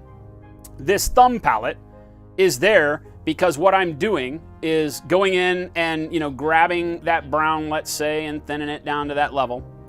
It's a test spot for me. I can go over a color right now with this brown and I can say, okay, is this the thickness that I want? I don't think I actually got any paint on the brush that time. Try again. There we go. And I can say, okay, how thin is my paint? It's very thin because the yellow that's on there, my brown isn't even covering it up. Perfect. But other than that, what it's also doing is unloading that first droplet of paint and water. That's the one that causes you all the problems on your model. Right? I can now go over to the model and I can paint it and it doesn't pool up and it doesn't run into the crevices because all of that loose, wet paint, right? It's still wet, don't get me wrong, right? Because it's super thin, but all that big droplet of water that causes you that runny nature and problem is all on my thumb. Now, some people say, well, that's a real waste, right? Because you just took 50% of the paint off your brush and put it on your thumb. Yeah, okay, maybe. I'm not worried about that. Right? Because I've already thinned this one little droplet of paint down with so much water and gotten so much distance out of it versus using it raw that it doesn't matter. Like, I'm conserving paint, if anything, by painting this thin, right? Because each layer of paint on the model is barely half as much pigment, I would say, as, you're used to painting with, if not even less, right? So notice how it's not pooling. You can still see how wet it is on there, right? But there's no pooling of paint there at all. I've got very, very fine control. It never runs down into my shadows. It never pools up to the level where it gets cloudy. It never coffee stains, right? Nothing. Now, I've also been doing this for decades, okay? So I'm not gonna lie that time helps you get better and understand what you're doing with it, but the way that I'm teaching you should allow you to come straight out of the gates and have a lot better success with it than maybe you've had trying it on your own. Because all of these methods work together. The way that I apply water to the paint to get that thinness that I've shown you, right? It's always pretty much the same. It doesn't matter what paint you're using either. You're looking for how translucent it is on your palette, not how much water you're adding to it, right? Some people say, well, how many drops of water do I put in my paint to get it like yours? That much? I don't know. You just do it till you can see that as you brush that paint side to side, you get the transparency that you're looking for. Sometimes you want less. You want that blue to really pop, so you want less transparency so more paint shows up on the model. You want less transparency because you want it to just be a nice little blended highlight. More transparency on the palette gives you more transparency on the model. And so you just start finding yourself, a full load of water. Brush, we talked about it a lot in my tutorial yesterday. Brush size makes all the difference. This is a number 2. Right? So this number 2 brush holds a lot of water versus a number 1, right? If I bring a number 1 into play, I wouldn't be able to just say, well, yeah, just one brush load of water, because it won't be the same, right?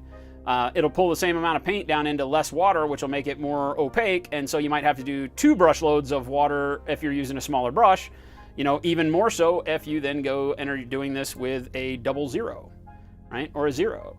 So, as you go smaller, the brush won't hold as much water, so you'll have to make more effort to pull more water from your whatever you're using, your dispenser with your brush onto the palette, unless you keep one brush always for thinning your paint down. I don't do that. That's a hassle. But you could, as you're starting out, just to avoid some of that variance, right? You could always have a brush that you use when you're thinning your paint and then pick up the paintbrush that you're actually going to paint with. That might help you right out of the gates to get it consistent, right? But, you know, always wipe off that first drop. And I mean, when I'm wiping it off, I'm literally dragging across my thumb from the ferrule all the way across the tip. I'm not just touching the tip to my finger. I'm dragging the whole paintbrush across because so much water loads right at the ferrule. So you want to do that and squeegee the brush to where you still got paint in the brush because it's a Kolinsky Sable brush. It holds a ton.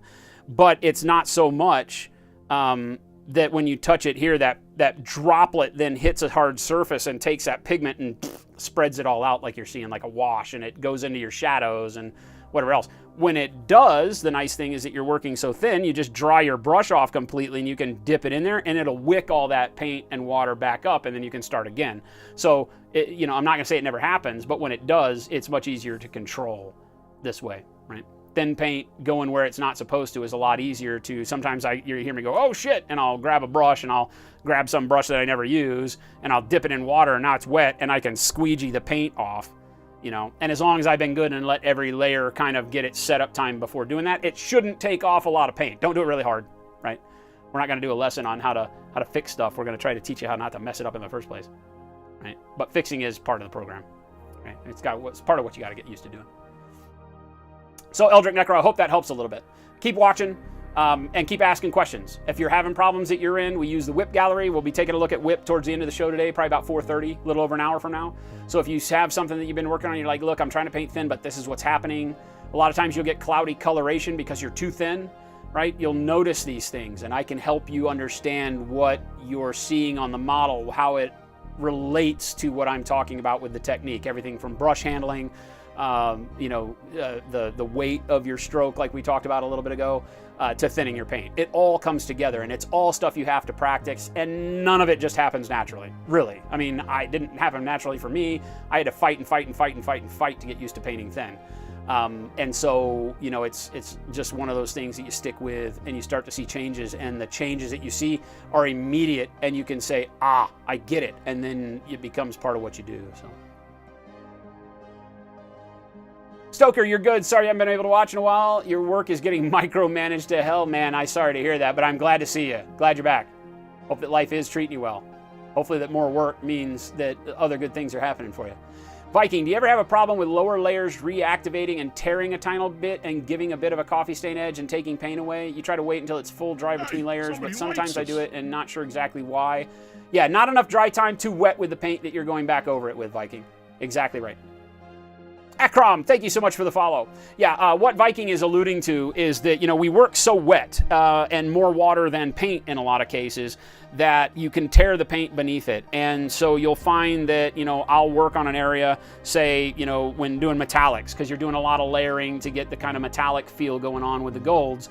So I'll go over here and I'll choose a color and I'll do like my yellow ochre, and we'll pull it across and I'll just do one layer. Even if in my mind and my eyes are telling me that layer is not perfect, fine, move on to the next part. Keep moving, keep painting your yellow ochre. Then when you've done, you painted the whole model yellow ochre, you know, in this case with the gold yellow ochre. Then come back and look at every panel again, right? And verify that, oh yeah, I got a little bit of cloudiness here. Now it's had time to set up. You can come back wet again and pull in a little bit more yellow ochre, right? And you won't tear that paint. And that's what the paint does, is it tears, because the water from the new paint you're putting on there activates the not quite dry paint beneath it and moves it around. And, you know, if you're doing, you know, nice consistent strokes, maybe you don't notice it so much because as you're pulling those strokes, you know, the paint beneath it, but usually it tears and it's noticeable. It looks like a coffee stain. It looks like the same thing that a wash does when you forgot and it blobbed and you forgot to move it around and then it dried and it gets that dark ring and light in the middle. Torn paint never looks good. So always let it cure. Of course, I work in a very dry climate here. So one of the things to be thinking about too is that the climate you're working in, if it's humid, you're going to have to allow more cure time. Even though you're putting a lot of water in the paint, that water should evaporate pretty quick. Of course, as the barometer level is up out of 80% humidity, it's not going to evaporate very quickly.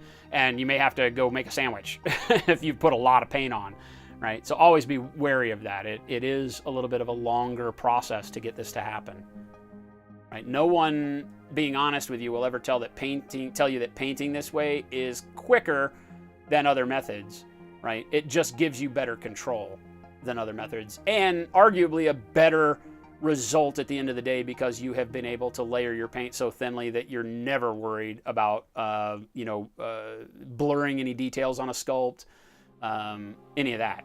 So, but that's an argument that's not really worth having, because anybody that's good at a technique is going to be good at a technique, and it'll look great. So, what I'm hoping is that you'll find variations on a theme here and get comfortable with working thin, and then push that thin paint into your own techniques and allow it to let you build up things that you like to do, so that you can be more in control. Because it really does come down to control when painting. It comes down to, can I make sure that the color I envision in my head actually happens on the model? And the answer is always yes, if you paint in layers. It's not always yes if you have to rely on the colors of paint you own, right? Because if you have a pink that you can't really get the pink, and then you spend all your time blending and maybe you just can't get it, you'll find that if you just blend it on the model in layers, sometimes you get what you were looking for without having to know what to actually mix it with. I know it sounds weird, right? But you'll find that your color theory in your brain starts working a little bit better as you work thin as well.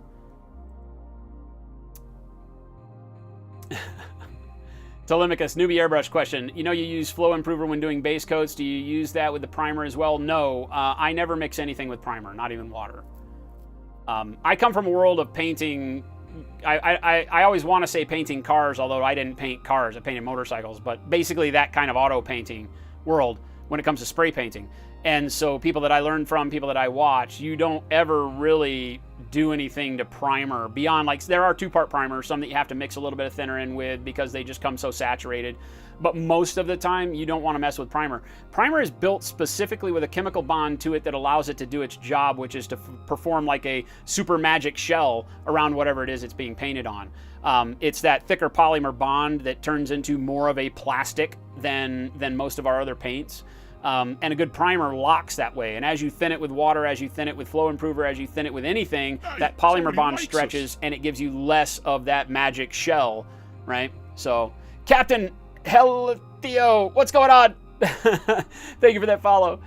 So no, I don't want to mess with it. That's really why I only use the Stynylrez, because for straight out of the bottle, it solves all those problems. With the Vallejo surface primer is really good, but I have to thin it so that it doesn't really jack up my airbrush. The Stynylrez, straight out of the bottle, I never had problems with it through the airbrush. Now, it's primer. So if you spray all day through your airbrush is going to clog and you're going to have to clean the shit out of it. That's just the way it goes, right?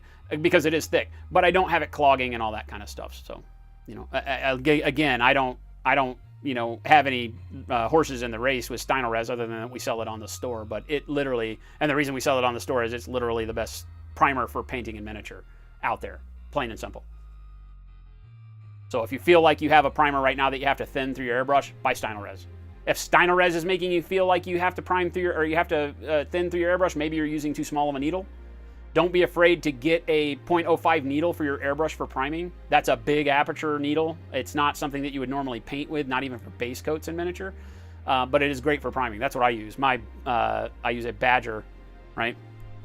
So I've got the, what is this, the 105? Yeah, the Patriot 105, right? And it's an 05 needle, so it's a very large aperture needle, and I use it for all of my priming, right? That's all I run through this brush is primer, and it works like a champ. I can literally prime every model I need to, and as long as I clean it like pretty immediately afterwards, it hasn't ever clogged on me. But that larger aperture makes a difference. And these are, I'm not going to say cheap brushes, but they're inexpensive enough that you could literally buy one just for priming if you wanted to. Save up a little bit of money and buy one just for priming, and you'll enjoy your life a lot better when it comes down to it. I stopped using my detail brushes for priming years ago just because the hassles of either swapping needles out if you have to go to a smaller detail needle, or trying to force primer through a small aperture will make you thin it, and then the primer sucks and it peels off and you don't like it. So, definitely not a dumb question though, Telemachus. Any word on when Long War goes back to not summer hours, Ray? That's not a thing in my opinion. I think our hours are what they are. I know Kenny said that these are summer hours, but I don't know that there are not summer hours, right? That was just a Friday thing. I think that's the only day that got changed, because I've always started at 2 p.m. Pacific during the week. I think. I may just be forgetful. I'm hoping we don't change back on Fridays because I can't stand starting at, because it's about to be that time of the year where I have to then start at like 7:30 p.m. my time streaming, and that's a pain in the butt. Eldrick, no problem, man. Using skin to pull that first bit of moisture out of the sables never dawned on you. Yeah, it's definite, and it's also why I don't wear a glove on this hand. I know Kenny likes to wear a glove so he doesn't rub paint off of models, and you'll see a lot of people doing that. I don't like wearing gloves. I'm used to it from tattooing, but I don't prefer to do it when I'm painting. I don't know why. I probably pull more paint off the model than if I not, but I always found that the way that the rubber worked with the model as the way I hold my models, I take more paint off with the gloves than anything. But your skin is going to be a better palette for pulling moisture off than the rubber glove would be. So it's just not something I did because of science, just something I did because I'm lazy and I don't like wearing gloves. Stoker was thinking that for your store you could invent a proper thumb palette. Wouldn't that be great? Like get some of that fake skin that you could just wrap around here and you could just use it. That would be such a like a thumb sleeve. I should invent that. That would be great. If we could have like something that wasn't overly wicking, right? It couldn't be like a towel because that'll take all the paint off the brush, but that's great. You wear a glove to keep your filthy hands from rubbing. Yeah, exactly what I was saying, right? Yeah, Ray, exactly. It's just because it's not, it won't take as much of the paint off, you know. Yeah, Viking, you can definitely, if you see the paint start to tear on the model because you're working thin, you can definitely stipple to fill in. And by stippling, it's a method that we use, if you're not familiar with the term, where when the brush is loaded with paint, instead of making a stroke, right, drawing a line, you basically just come in and tap the brush. And that tap will create a little droplet of paint that kind of bleeds, and when you put one next to it, they bleed together, and you put another one next to it, it bleeds into a bigger spot of color. And as long as you're not too wet, then you can stipple that in to fill in tears and holes in paint or small areas where you can't really get in there and make a stroke like that. So Kenny, it's funny that you say that because the other week I said, if Kenny was being truthful, he'll just tell you that he doesn't like to not wear, he wears gloves so that he doesn't have to take showers. I said that last week. I told everybody that, like I said, he's lying. He just doesn't want to have to take baths. He doesn't want to have to wash his hands. Definitely Telemachus. Yeah, I think Tuesday was unchanged. Yeah, Kenny's right. Yeah, that's what I was thinking. I think it was just Fridays we changed the hours. NS Ogre, look at you, man.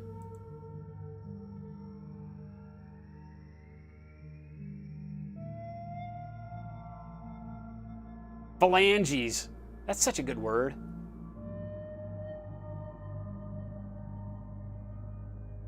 Captain, yeah, definitely. If you get some of the oils, I mean, washing your hands will have your body, it'll take the oils off of your hands. That's why you don't want to wash your hands a lot, right? Because those oils are kind of essential to your body, so you don't want to wash them off all the time. They kind of protect us. But if you do wash your hands well before you paint, then you'll find that you take enough of those oils off of your hand that probably during the time that you're painting, you're not seeing as much of that oil grabbing the paint and moving it around. Doka Smurp, what's going on? Welcome. Tabletop Gamer, what the hell is going on, Paul? Good to see you. Savage Jerky, it is slowfusegaming.com. Oh, there we go. Telemachus popped it up there. Thank you, Telemachus. Drago, sometimes I have to think about that. It's funny that you say that because I was finishing up right before the show today. I was just going in and touching up some of the gold because I promised that I would finish up or at least push the non-metallic gold on him so that we could see kind of what it's like completed.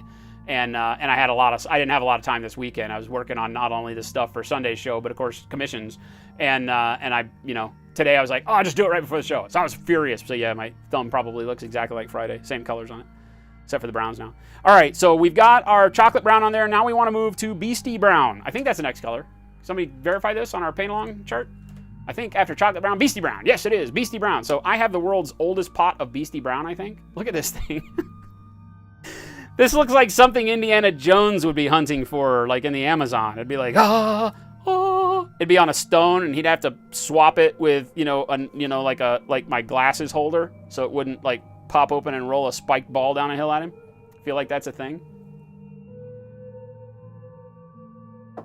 Not a spider, yes. This is done with what we call non-metallic metal gold. So there is no metallic paint on this guy. This is all just done with browns and yellows and ivory for the bright shine. So on Friday's stream, we talked about how to go through this and set it up from beginning to pretty much end. We got through on Friday through with the chest plate, the belt, and the little crotch panel here. So if you watch Friday's VOD, it'll walk you through all the steps from base coat with burnt umber all the way up through the shine on the gold. I didn't change any of this center section prior to the show today. I just fleshed out the rest of it. Because just like what we're doing on the wing, when we do these paint-alongs, I kind of focus on one area of the model so that I can show you the techniques to get it done, and then everybody that's painting at home kind of does the rest in their spare time, finishes it up, gets it proper before we go on to next. You know, like tomorrow's class, we won't be doing feathers anymore. Tomorrow we'll start working on just the details, the bow and all the beak and hands and claws and leather and all that stuff to get it kind of finished. And then hopefully we're done with all of the standard techniques by tomorrow, and then we can just look on Friday during the show. My hope is that we get to see everybody's finished products. So, should be good. Do I ever do streams where you paint minis super fast, just like to tabletop standard? You know, there's not really a super fast painting method in my list.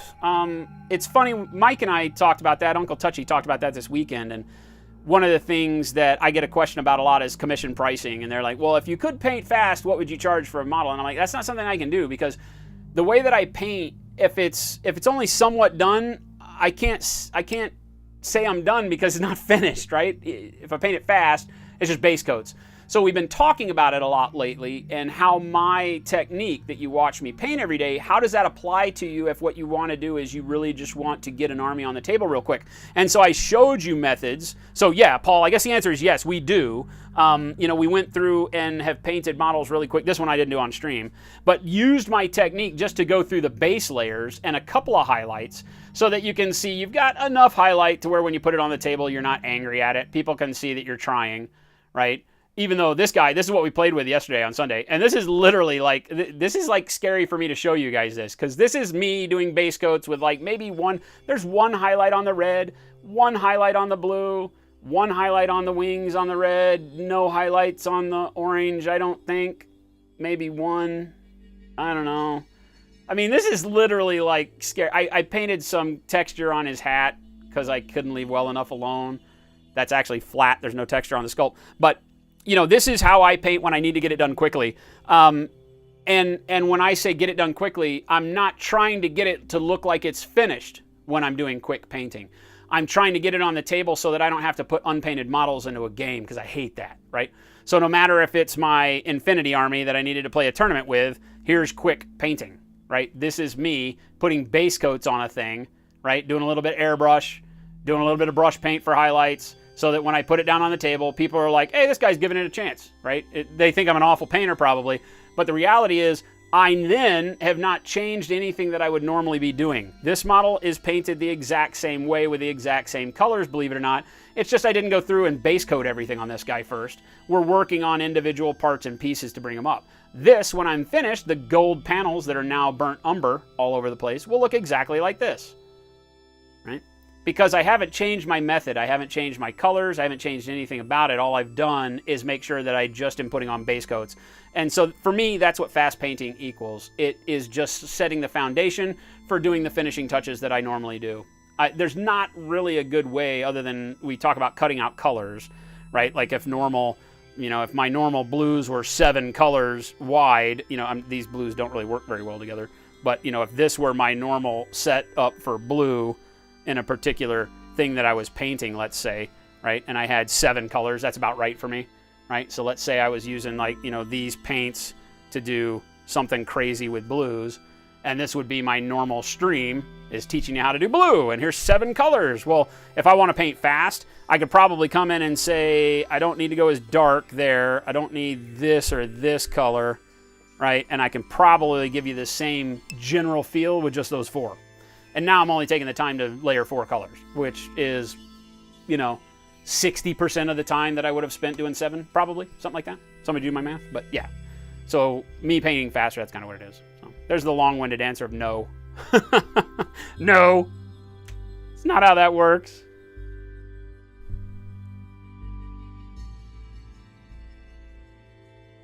Megatron, what's going on, man? Old tees, we definitely do varnish. I use testers for my final varnish. Dull coat. the dull coat or the Model Masters lusterless flat. For me in Arizona, they both work the same. So there's no reason to use either different one, but yeah. We sell this over in the store. We sell both of them in the store. We have dull coat and this dull coat and the lusterless flat in the store. If you're in a higher humidity area, the lusterless flat works a little bit better. So if you know you're like need to get something done and maybe the humidity is a little high today, the lusterless flat, as long as you're spraying indoors, it works a little bit better than the dull coat in those situations. They're both lacquer oversprays. They both work great. The lusterless flat may be just a hair flatter than the dull coat, but for me it doesn't matter.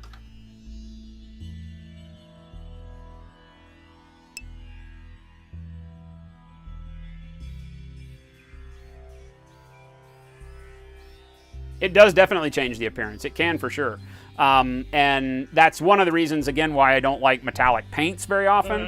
Because when you dull coat them, they change. You can go back and add satin or gloss varnish over the top of your matte varnish, and it will drag the shine back out of it, which works. And some illegal fireworks, and one of You can those definitely do that. disposable enemas. No, make it two. Entire Mac. All right, let's go and do some Beastie Brown on these things. We got the, right now we've just got the Cam Dark Brown and the Chocolate Brown. These are the German Cam Black Brown and the Chocolate Brown are the only colors that we've got on this wing. Remember, we did the Cam Black Brown on all of the wing for base coat, but we're only working on the outside of this one for color today. All right, so Beastie Brown, another game color. It adds a little bit of yellow, a little bit of orangey brown. It's a great color. I use it as a base for leathers, old bones, you name it. Beastie Brown I find to be kind of like Parasite Brown. It has so many uses. It's just such a great color. These two are probably some of my favorite browns going.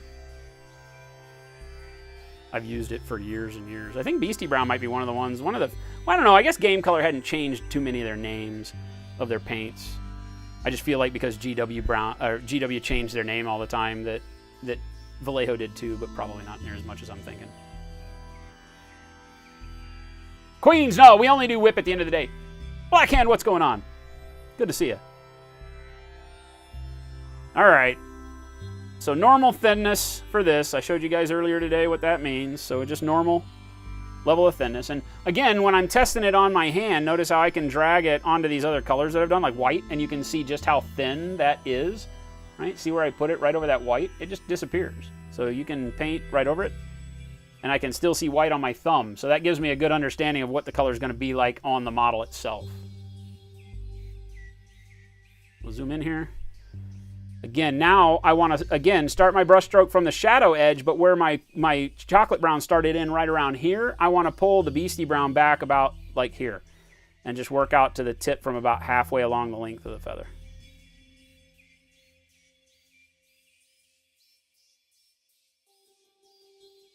And again, not push it down too far into the shadows. And see how instantly I get a really nice blend because of the thinness of the paint on my brush.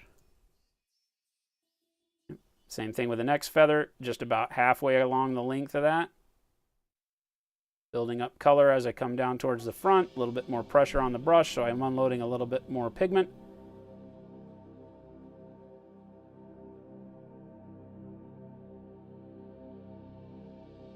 Bam. Making sure that I don't overtake my chocolate brown. Hopefully don't knock the damn wings off. All right. I don't want to overtake my chocolate brown, right? Because we've got the Cam Black Brown down here in the shadows, our chocolate brown in that mid area, and if I paint my Beastie Brown down too far, then the chocolate brown wasn't worth painting on at all. I lose it, and then I wind up with Cam Black Brown sitting right next to Beastie Brown, and I don't get this nice transition that you're seeing.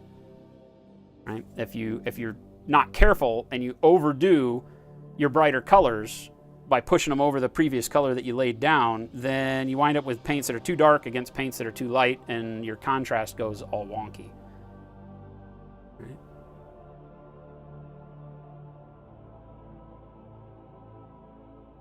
And then I can come back and kind of just grab the tips. Oh. And I'm just going to keep working down the line. Same thing, about halfway. Remember, split the difference so you're not going all the way down the feather where your chocolate brown was, like I just said. But you are covering it up pretty good here at the tip.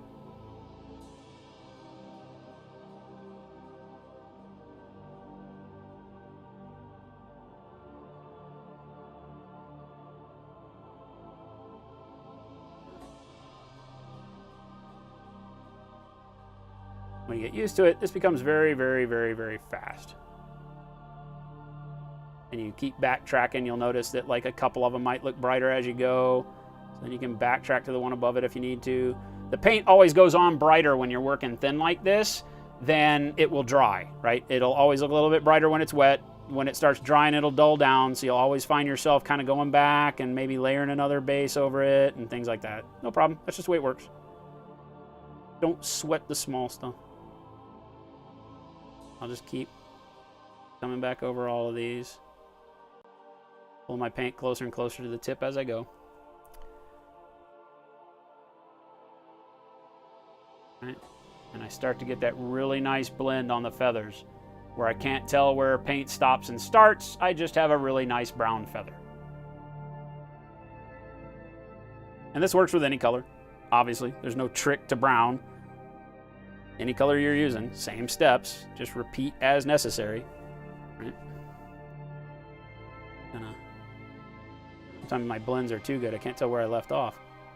This one maybe?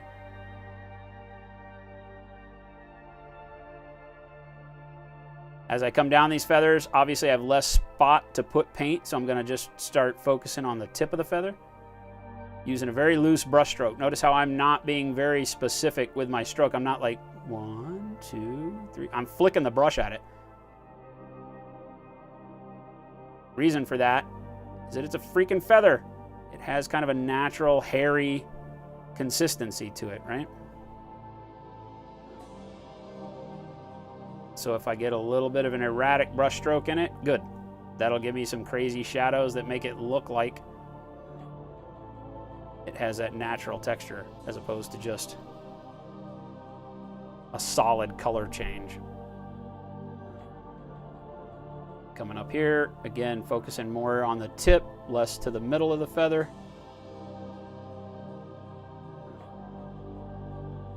So, right. Now, what you're going to see is as we move in to the next group of feathers, watch how this shadow area gets super dark while we do our next step. Because we're going to start throwing a light color right next to it. Because remember, the tip of this feather sits right over that shadow. So whereas before, our brightness is out towards the edge here, it really didn't change the shadow here much. It just gave us a really cool blend, sets it up really nicely for the color. But now watch what happens. So I come in and I start doing half of these feathers towards the tip. Making sure that I leave that dark area in between them again.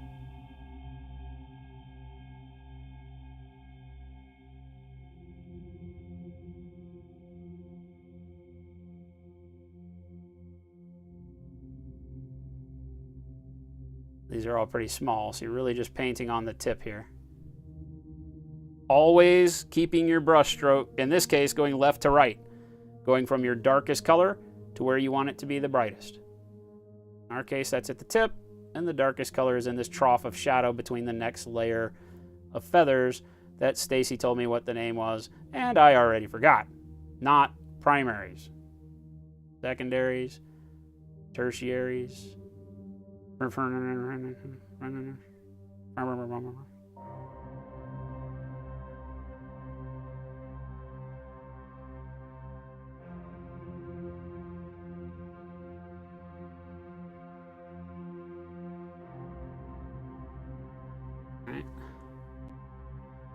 And as we do that, now this shadow that's in between these feathers, right, starts getting darker and darker because it has this bright line sitting next to it. So now our transition on these feathers starts being starker. We find that contrast in it quicker. Same thing as we move into the next layer. That dark trough of shadow will continue to pop more as we go.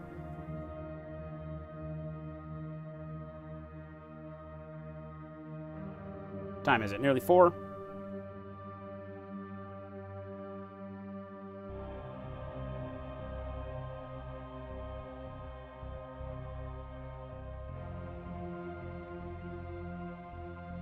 Little bitty one hiding back in there. I want to make sure I just use that stippling to get some color on it without losing the shadow.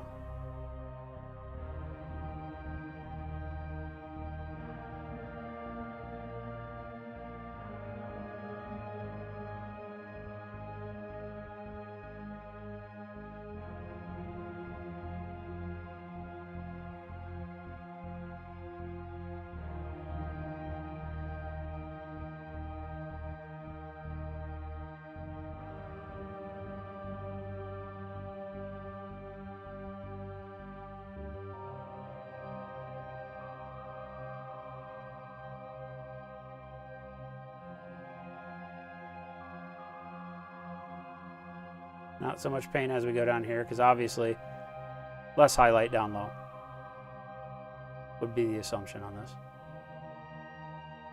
Right. So all of those areas, you notice over here, it's harder to tell where one feather starts and another stops. Of course, you can see the edges on the outside, but in this layer, when it's all one color, it's hard to find those break points. Now, obviously, by keeping that bright spot moving, that blend in nice to the shadows, the fact that we left that cam black brown in along those edges very specifically as we were adding brighter colors, now it all starts to come alive. In a way that dry brushing wouldn't give you, right? Dry brushing would find those edges but wouldn't give you the same transition between layers.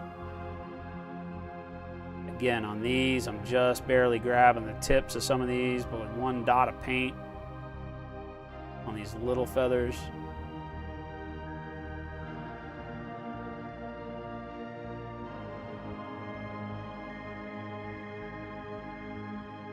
Birds have short hairs, because I feel like these feathers would be kind of like the short hairs. Kappa. That was not a serious question. Please do not answer. And tell me, Fuse, you're stupid. Birds do not have pubes.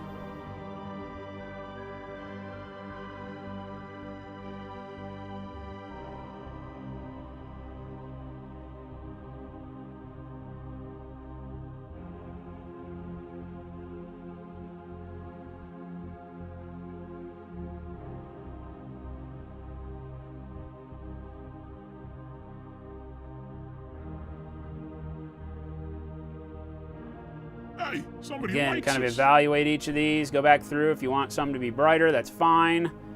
Feel like these are pretty good. Maybe brighten up these a little bit. Thank you for the follow, Spear. Welcome. Mucho apreciado.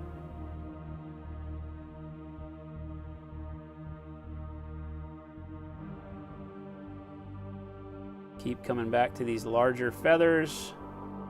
Layering a little bit more out here towards the tip just to brighten the tip up a bit. We still have a brighter color to go, so I don't have to worry about it a ton. Right? But I want to make sure I give that brighter color a good landing spot. We always talk about that. If I don't have enough of this brightness as it is from Beastie Brown sitting on each feather, right? If they're too dark, then when I put my brighter color on, it messes up all my contrast on the model. Or it can. Sometimes you get lucky, but most times it'll just kind of screw with you. Right.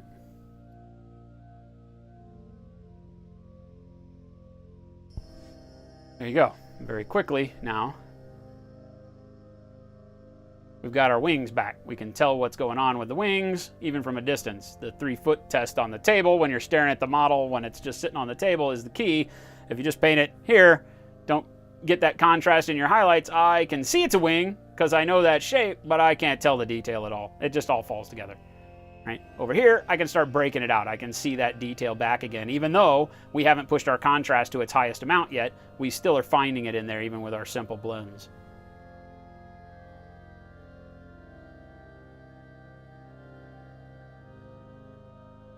Solomon, what's going on, man? Good to see you.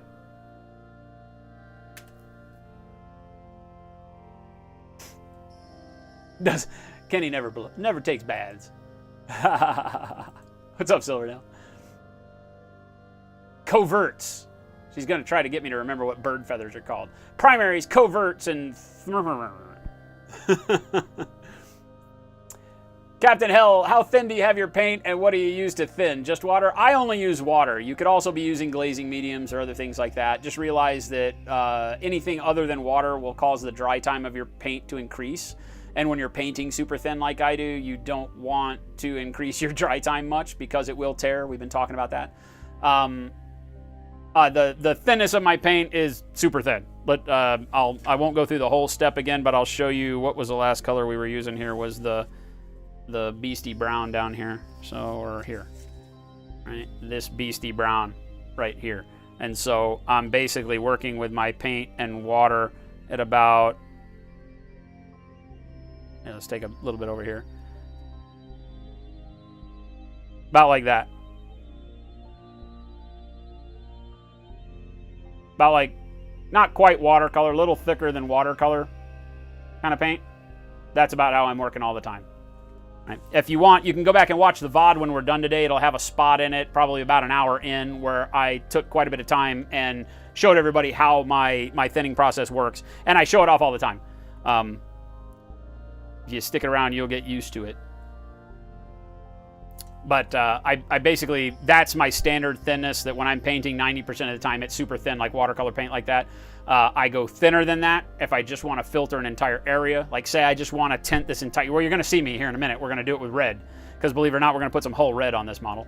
That's one of the other colors on this wing, is red. And so we are going to come out of the shadows with a little bit of red in the big wings, the big feathers, these outside feathers. I'm not going to push it onto the whole wing, but this outside layer, the primary feathers, I want to push some red right up into the shadows there. All right, so that's probably what we'll do next, question mark, I feel like.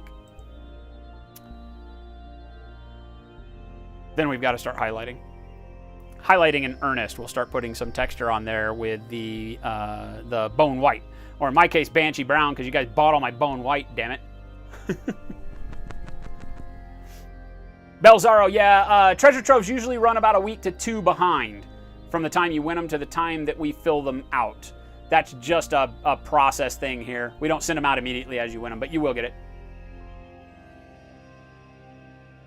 Sometimes we're waiting on the miniatures. Sometimes we're waiting on brushes. Hint, hint, nudge, nudge. Like right now, we don't have brushes. So as soon as brushes hit, all of them will go out. I think we're down to where there might be like the last 3 or 4 have not gone out, including this last Friday. I think we were 3 weeks behind up until then. About right. Yeah, I guess the easy way to say it is that they get mailed out once a month. If we just stuck to that, then nobody would be questioning it. That's kind of the way it works.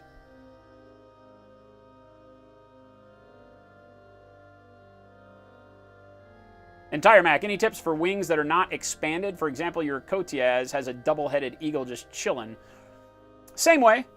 Same way, you're just not going to have the individual feathers. So you're going to wind up highlighting the feathers as if they are... these are not expanded, but they're probably still not quite as bunched up. Then you're basically just worrying on highlighting. Like, again, this is just base coats on this model, so don't freak out. I haven't done any highlights, but I've set up for my highlights by just starting bright at the top and then just kind of blended down very quickly. And you can start treating, wings when they're closed and each feather is really just a texture line and not an individual entity. Then you can start doing things like this and highlight top to bottom, let's say, and get it a little bit bright. Now, these are red wings, so if you're doing brown, just imagine these in lighter brown, right? But you can highlight top to bottom and then just go and pick out a little bit of highlight detail on some of the individual feathers. You don't obviously want to pinstripe suit it and like highlight each individual feather at that point, right? As they kind of clump together, you can start treating it as if it were just painting, another thing, like painting his hood or something, and then you just pick out the fold details in the fabric. That's kind of what it becomes. Same thing on this little guy, right? That's probably more like Cotiaz's eagle, is this bald eagle on him, and that's the same thing I'll do. I'll just highlight top to bottom, and then come in and pick out a little bit of highlight on some of the feathers up top and be done. Again, just don't get carried away and highlight too many of the feathers, because you'll wind up in a crazy situation where it starts looking like something you don't want it to look like. All right. What do we want to do? Yeah, I think I want to do the reds before I pop on any of the highlight stuff. Question mark. Yes. So Hull Red is our next one. If you were one of the lucky ones and actually got to buy Hull Red, then congratulations. If not, you can substitute any kind of really dark red. Mahogany will work in this case if you only have mahogany. Mahogany is a little bit more brown. There is not a real good equivalent in Army Painter. There is a model color. I wouldn't go red black or black red or whatever it is in model color. It's a little bit too dark. But you could take any of your kind of deep black browns, like the black brown we just used, and you could add red to German black brown. You could just go in with a pure red and add it to German black brown, right? And you could get something close to this if you wanted to do it that way. We ran out of Hull Red real quick. It's been a hard color to get. Richard, what's going on? You've been browsing the web store, and about half the time you get the 503 service temporarily available. Yeah, the server, I got that once today, Gabe, so it's not on our end. It may be on the server end. They may be doing restarts today or something. I got that once when I was loading, so I apologize. I don't know what's happening. We very rarely have service issues, so it was surprising to me too. There will be a test. No, there won't, Drago. You're not the boss of me. Ah! I don't want to know what feathers are feathers. They're just feathers. There's these feathers and then those feathers over there. That's all it is. Solomon, it is EVE Online music. Got it in one. Stoker, that was 4 shots in 2 seconds. Oh, damn it. I forgot. Am I supposed to be taking care of your adult drinking habits? No. It's a school night. Oh my God, it's gonna hurt so bad tomorrow. You can blame it all on me. You can be like, hey, so, okay, this is gonna sound weird, but there's this thing on the internet where a guy paints and we all watch him paint. And so he has this color he really likes, and it's called mahogany. And don't take your flask to school, by the way, because if you tell the teacher about mahogany and have to pull your flask out and take a drink every time you say it, it's probably not going to go very well for you. But you're trying to explain it. And so every time he says mahogany... Somebody likes us. Whole red again, by the way. Under Panda, great freaking name. What's going on? Welcome. Thank you for that follow. And every time he says mahogany, we got to take a drink of an adult beverage, and that's why my thesis isn't finished. They'll understand, man. 100%.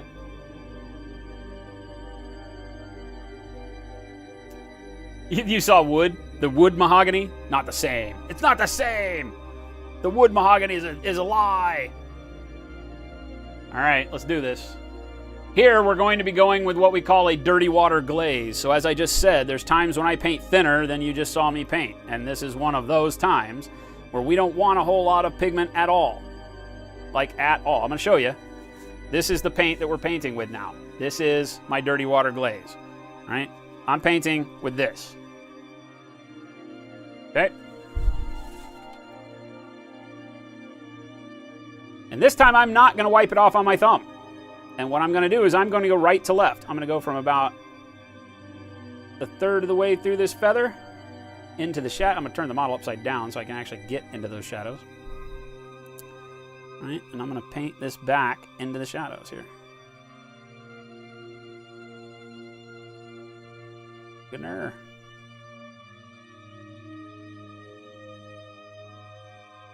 Make it a little bit longer on the bottom of the feather where the shadow extends.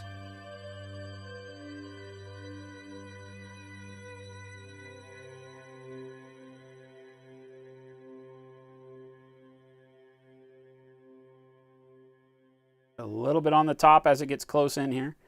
All right, so I'm trying to maintain the red in the crevice here where the shadow is strongest, and then right here at the bottom, bring it up onto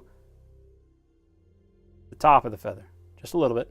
So in the crevice, then up on top. Down in that crevice, and up on top. Repeat, repeat, repeat. And you will not be able to tell that you are doing much this time around. And that's fine, right? You don't want to see a tremendous amount of color. Notice how it's just very, very faint. That red, that's what that thin glaze gives you. It's just a filter of color over this that we're looking for. It's what happens when you have a feather that goes from one color. There are feathers that have white line, black line, right? I'm not gonna lie, there's crazy nature shit out there. But generally when you have a coloration that just kind of blends easily, it really does blend easily. It's multiple hairs that are red with multiple hairs that are brown and multiple hairs that are black, and for some reason they just grow in a pattern that they all blend together nicely. I don't know why, but how you subject your model to that is with this thin glaze. Notice how you can just barely pick up that spot in there where we've started to get this red, and it does not overtake our brown. Look at how nicely our light brown still sits on the edge of each of these feathers as they go back into the shadow. But I start picking up that nice whole red, which is a deep, deep red, as I go into the shadow. So I'm not brightening my shadow up. I'm actually, well, I don't know that I'm darkening it up either, but I'm not changing its value much. But I've got this nice streak of red that isn't too blatant, that just retreats into my shadow, but gives me that same kind of hue shift that I get as we look at it, as we did with the purples on our blue armor, right? We glaze that purple in on the blue, and it barely is there. It's not very visible. But when you start seeing it, then you start picking it up in the shadows, and it makes sense, right? It gives just enough of a hue shift to the model to not make that blue be like, electric! Right? Same thing we're trying to do with the red in the wings.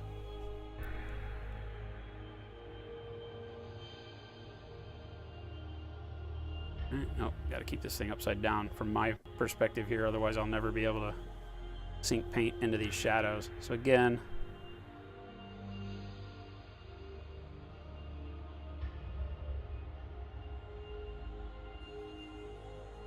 gonna keep doing the same thing. Basically just pushing this red into the shadow crevice on all these feathers.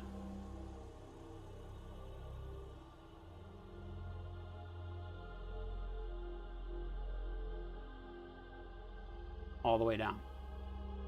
And notice how you see a lot of it now, but as soon as it dries, you'll be like, I don't even think I did anything. And that's good. Hey, somebody likes us. Meatwads Gaming, what's going on? Great name. How the hell are you? Thank you for the follow.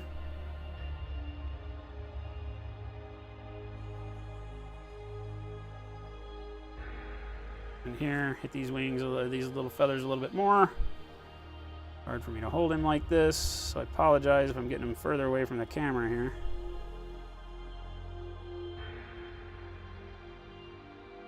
And it can be kind of random. You don't have to do each feather the same distance. Notice these feathers out here get bigger, so I'm taking the red out a little bit further towards the tip, but keeping it in the shadows and then just on the top here towards the layered portion of the wing.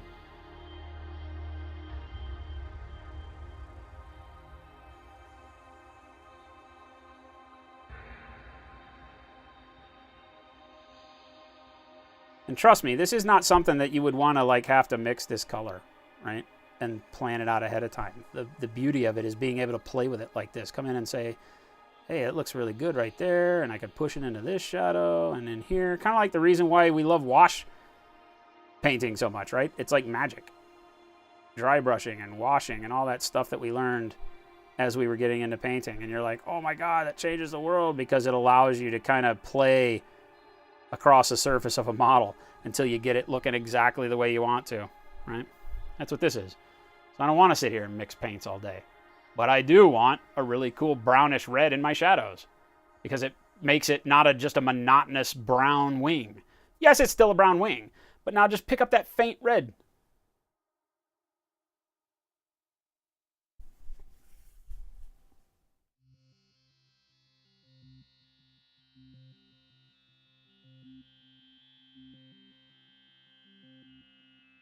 And you'll probably do that 3, 4, 5 times as you're finding your stride, getting used to it. Always err on the side of being too thin when you do this type of painting, because it's better to not see anything on the model than to paint a big freaking stripe of red on it, right? Because obviously we are not trying to make these red feathers. We're just trying to give a little bit of hint of red.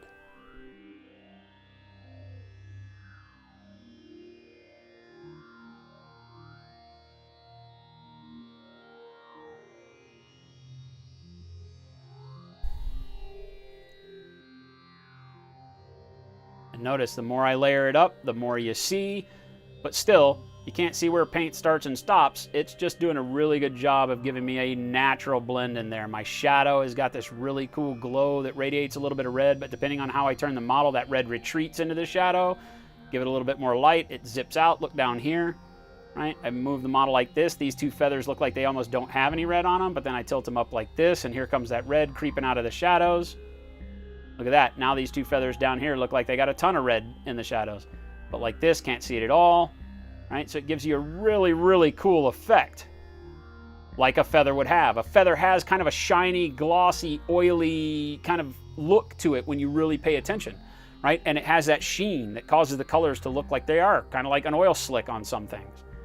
Right? You can see how you could use this effect to do really, really abrupt things with like bright greens and yellows and such. You can make it look really, really cool. Here we're using very subtle colors because, again, it's just a natural feather. Right? But that's the effect we're going for. And I think we will go ahead and push a little bit more red up in between these other shadows. I'm digging it enough that I think we'll carry it on through the rest of the wing.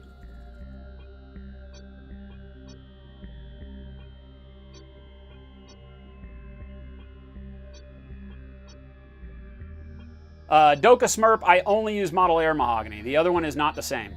So whenever, it's a very good point. Whenever I say I'm using a particular color like Hull Red, it is very important in most cases. Sometimes the paints will jive together across lines, but generally not.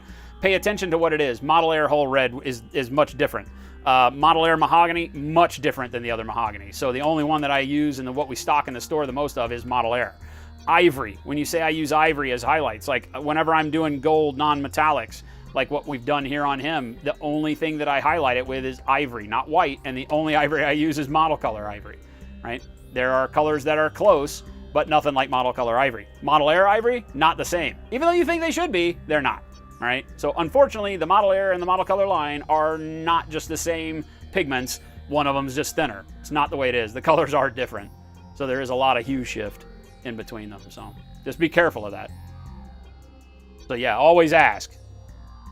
It's got, like, I think I joke about it because on the store when people buy Model Air Ivory, I always send them an email saying, hey, did you mean to buy Model Air Ivory, or are you trying to buy the ivory I use on stream? And they always say, it's the one you use on stream, and I replace it for them because it's not, they are not the same. The Model Air Ivory is not anywhere near as bright.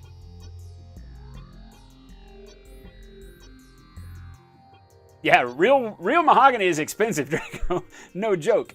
Any real hardwoods are expensive nowadays. They just don't build trees like they used to, right?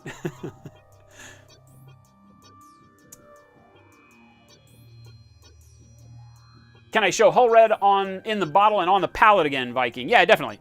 I need to show it not over yellow on the palette, though. I've got it over dried yellow on the palette here, so hang on. Let's grab some and go here where we have white palette, right? So there you go. Much darker and richer than mahogany, okay? Also a good base for reds. The reason I like mahogany better is just because mahogany's got a little bit more trend towards that medium brown in it. I don't know what you're going to be able to tell on here when I thin out the two versus one another, right? So you've got a little bit more of a what looks like an orangey red out of mahogany, whereas Hull Red tends to look like more of a purpley red, I guess, maybe? More of a true red, maybe? There's just no orange or yellow in it, right? So it's more of a deep, I wouldn't say purple. That's misleading, because then you'd think you could use like Chaos Red or something. Let's show you real quick, because what I would do if you don't have this, but you do have the German Cam Black Brown that we just used, right? Take Cam Black Brown, just a spot of it, and then take a real red. Let's not use Model Air Red because it's too thin. Pure red from Army Painter. Whatever red you got, doesn't matter, right? Just take a real red and take a spot of real red next to Cam Black Brown. All right, let's zoom in here. Okay. And then I'm going to start with more red, introduce a little bit of the Cam Black Brown, pulling in more red into it as I go. Okay, a little bit more Cam Black Brown. Bingo. There you go. All right. Let's thin that down so you can see. But if I thin that down, that would do exactly the work you're trying to do here. Right? Bingo. Nailed it.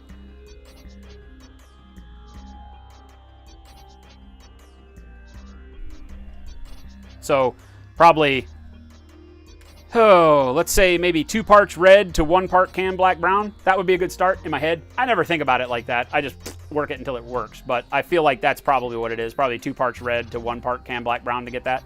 And that'll give you Hull Red-ish. It's not quite brown enough because the Cam Black Brown tends to lean a little bit more towards black, but it's perfect for what we're doing here. When you glaze it, you won't notice the difference because you're going over brown, so who cares? If you use just straight black, then you get black red. It leans into grays real quick. Anything that you mix just with black. That's why the other day I showed you that some of the better mixers are really deep, rich browns, and purples are your best shade mixers, right? That's why in like canvas painting we use a lot of burnt umbers, regular umber, things like that for your mixers for shades, right? It helps a lot.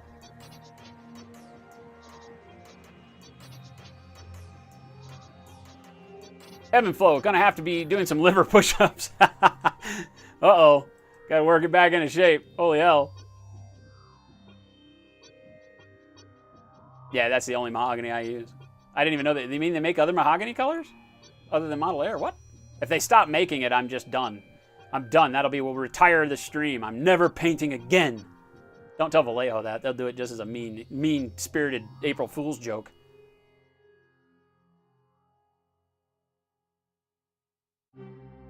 Stoker Monday, that's why I wrote it the other night when Jen said it. Teamwork makes the stream work. Yay! It's so corny, it's perfect. Like I said, it needs to be in those bubble iron-on letters, right?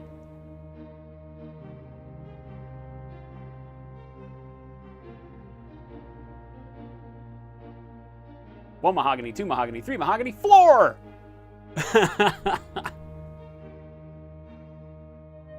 All right. Let's push a little bit more into these wings in the next shadow layer here. Then we can do some highlighting, and then we can get out of here and hand that over to Kenny. I want to make sure that we get everybody through this one wing so you can see where we're going. All right, so I'm going to push. Got to turn it upside down again.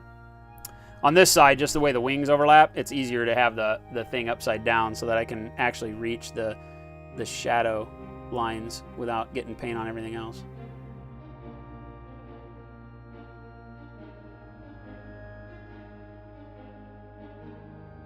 And again, just painting the shadows. You can stipple it in there. I'm using a number 2, a little bit too big of a brush for this, but it's working.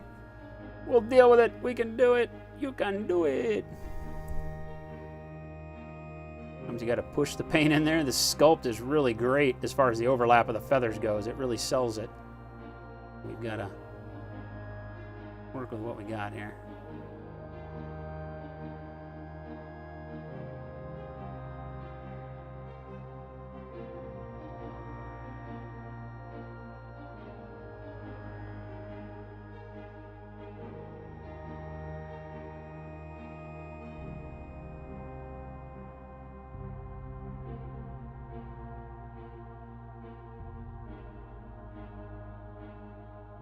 Next layer up.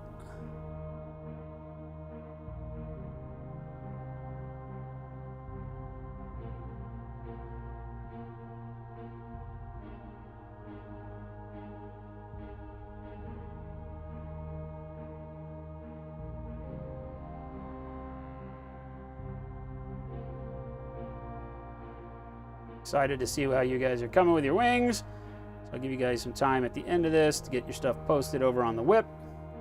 Remember, if you're just finding us for the first time, this is what we call a paint-along. We've got about 20 of our viewers painting this model at their own homes.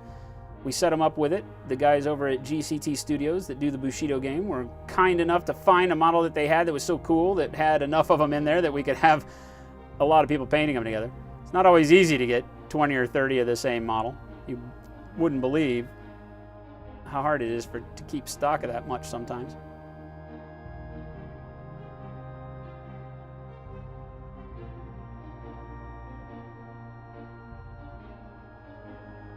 And they're painting along, and so we get to take a look at the end of every show while we do this.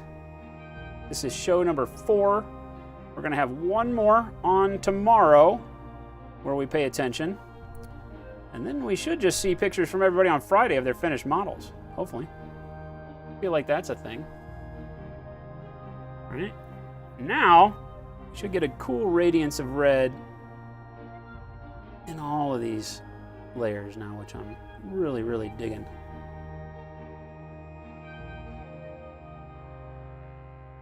Again, painting thin like this, you may find yourself, depending on how thin you went, having to go in and do another couple of layers, right? But see how you can kind of see this red starting to glow in those shadows? Very happy with that. Me likey. All right, now we got to find some contrast for the edges. All right. So if you're still working on that, don't sweat it. I'm going to move a little quick. And what I'm going to do is take what is listed on the Paint-Along list on the site. If you go to slowfusegaming.com and you go to the October Paint-Along sales page, the model is no longer for sale there, but the color list is still up there if you're interested to know exactly what paints we're using. And for the wings, the last color that was listed was Game Color Bone White. Unfortunately, we sold out of all the bone white. We got one left, and I don't want to steal my last one from stock. So I'm going to use Banshee Brown from the Army Painter. If I pull the one that I have left, right, you'll notice that they are pretty similar. I think that the bone white is a little bit lighter than my Banshee Brown. Yeah, it's a little bit. Maybe we look at skeleton bone. Kobold skin. Nope, skeleton bone. Where did I just put skeleton bone? Skeleton bone. Okay, we'll use skeleton bone instead. They're very similar. Skeleton bone is just a little more tan. So I'm going to use skeleton bone from the Army Painter. So if you're following along at home, you don't have bone white, skeleton bone will work.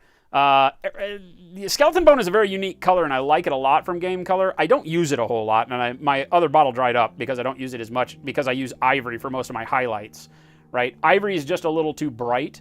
Skeleton bone winds up being a little bit like model color buff. It's great as kind of a highlight mixer, but I don't use it for that a lot. So whatever you got, you're looking for a bone color right now. Even a light khaki would work. A cloaca? I don't even know what you're talking about, Forced Induction. You're just throwing big words around. Who does number 2 work for, Grins?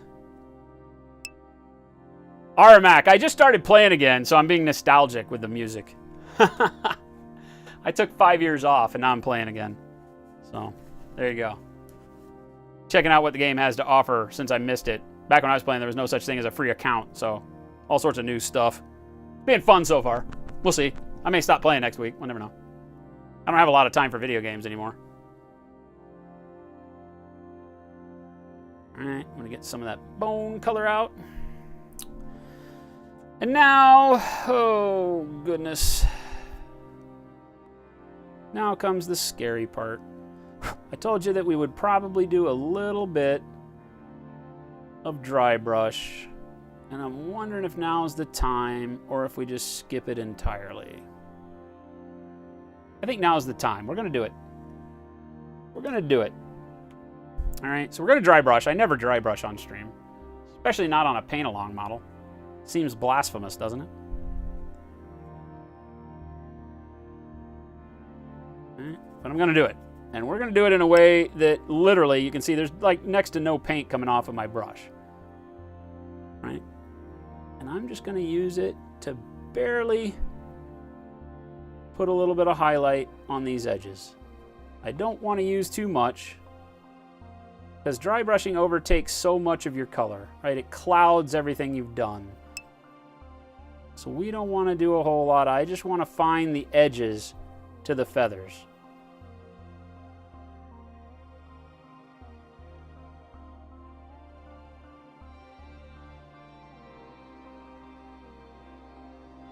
And when I say it clouds, right, it can ruin all of your detailing that you've done if you're not careful. So you don't want to ever get your dry brush wet. You don't go to your palette and stick your dry brush in water, any of that kind of crap. I never dry brush, so people are probably making fun of me in chat right now. And I'm literally only taking it in one direction.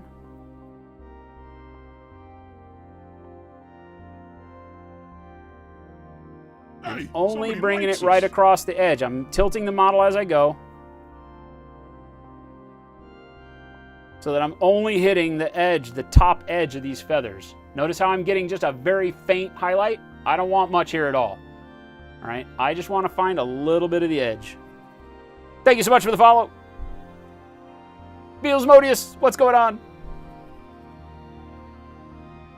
All right, a little bit more. Always tilting the model so that as I take my brush stroke, it's not hitting the tops of the feathers. It's literally only hitting that edge.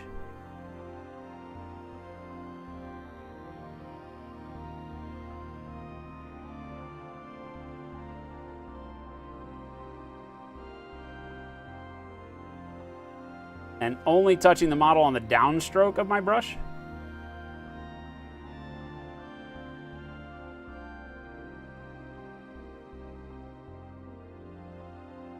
There you go. That's all we're gonna do. Getting dry brushing. Piece of the paper towel or something.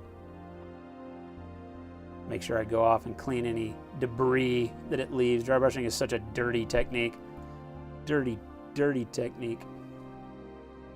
But when done right, it can really, really drag home some work that otherwise is very hard to account for. And that's what we wanted it to do here. Notice how now I didn't overtake any of my color. I still have all my browns showing. I've got my red still filtering through in the shadows. I didn't do a regular dry brush. I'm using this dry brush as a very, very specific technique. Something that picks up an edge, blends an edge because of the force that you're using with the brush. Doesn't make it look like you painted a line, because on feathers, you don't want to paint a highlight line. You want it to have a texture, right? Because it's a feather. It's like hair. So the dry brush does that, right? If we zoom in, what happens is that we get that texture, right?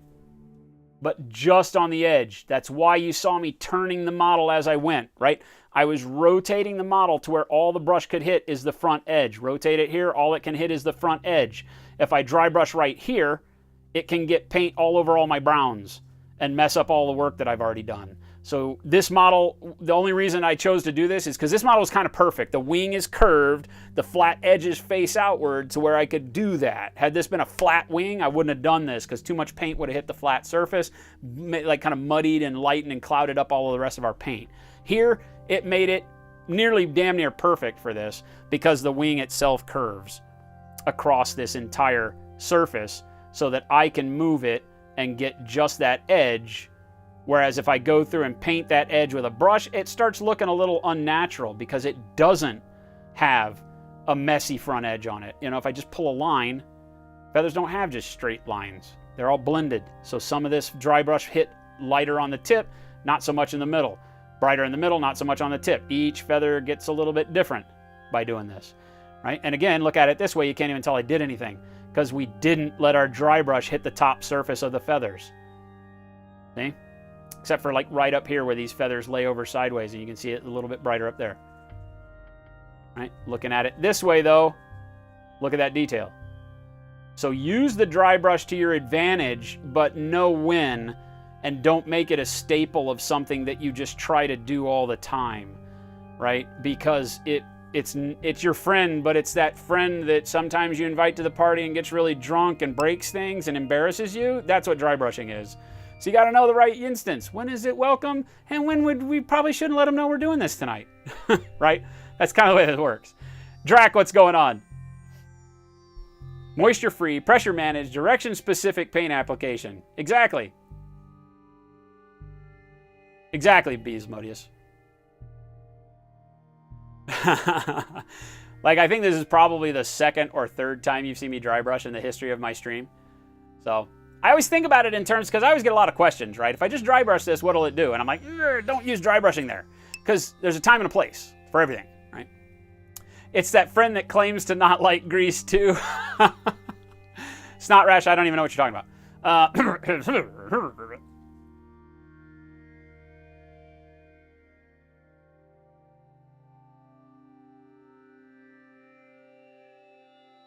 When will I be posting which mini and paint list for December? Ines Ogre, as soon as the conversation is over with him. Remember, we'll be doing one of the models that we got from the Kabuki Studios. So we've got the 75mm Star Wars minis from them, and they're doing a special right now. All of these are on sale at kabukistudio.com. Kabuki-studio.com. Great miniatures. Resin cast, really nice. I don't think they're licensed. I don't even care because they're so awesome. Right? So we've got, you know, basically these femme fatale Star Wars characters that during hashtag month of Star Wars, which is December, we will be painting all of these during the course of the month. One of them, hopefully, will be a paint-along like what we're doing right now. We have to work with Kabuki to see what they have enough of, because with this sale and the fact that the Boba Fett one is limited to only 250, I've got number 50-something. I don't know what that is. Is that a 1? I don't know if I have number 51 or 5F, like some hexadecimal number. But anyway, so you see that there aren't a whole lot. So depending on how many they've got left at the end of their sale, I think will dictate that. I would like to do the Boba Fett, but I can see how all of them would be really cool. Having a paint-along that is 90% white armor and 90% black leather would be kind of cool, because I think that would break people's souls. But we'll see. They're fantastic. I love the size. 75 millimeter models are always awesome to paint. I mean, just to give you an idea of scale, like next to, she's as tall as this, our bird dude is, you know, from floor to tip of feather, probably even a little bit taller. So I think there's going to be a lot of fun involved in these. But which one we paint, it all comes down to what I can get enough of. I don't guarantee there's a paint-along at all. I'll find out. If he can't commit to getting us the models for a paint-along, I will let you guys know, hopefully by tomorrow, and then say go buy it from him. I think that right now they're doing free international shipping, so it's not that you'd get it any cheaper from me anyway. It would just be the shipping. But if he's going to do free international shipping, then just buy from him. But I'll let you know tomorrow. Keep an eye on their site, kabuki-studio.com. And then hopefully I'll put up on Facebook or tomorrow, whatever, which one I'd like. I would like to paint the Boba Fett one. But I'm going to be painting all 3. So technically, you guys could make your own paint along and just paint whichever one you want to paint, and you can paint it along with me. If you want to do all 3, you can do all 3. I won't be committing to doing all 3 of them as in-depth as what we're doing with most of our paint-alongs here, where we go, you know, stroke-by-stroke tutorial on how to do, you know, the things that we're doing. I'm not going to go that in-depth with it, so just be aware of that. Even 1-day shipping was free? What? Not even. They can't get it here in a day. That's not a thing. Customs doesn't allow that to happen. I don't think. 592 in decimal. Fantastic. I hate math. Not really, but that's awesome. You saw Grease 2 on the Netflix? Oh, Netflix is really going downhill if they're starting to play movies that aren't movies.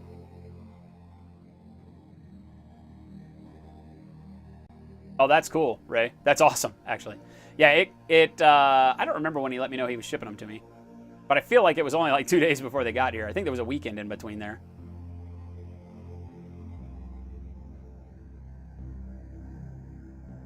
Stealth bomber group. You bad, bad person, you.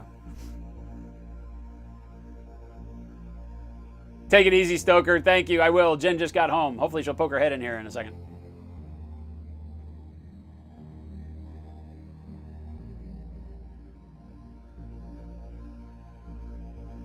Oh, no, Ogre, I don't know if we were going to sell them or not. So, no, you can go ahead and get them if you want. Remember, that's never the issue. Like, we don't, while we make money from selling the miniatures, generally we choose to sell them because we don't ever know where you're going to be able to get them. So if we can be the point where you can find them and they're in stock, then that's why we do that. We don't make our living selling miniatures. That's not what we do. Maybe someday, but not right now. So. They're starting to butcher anime? That's no good.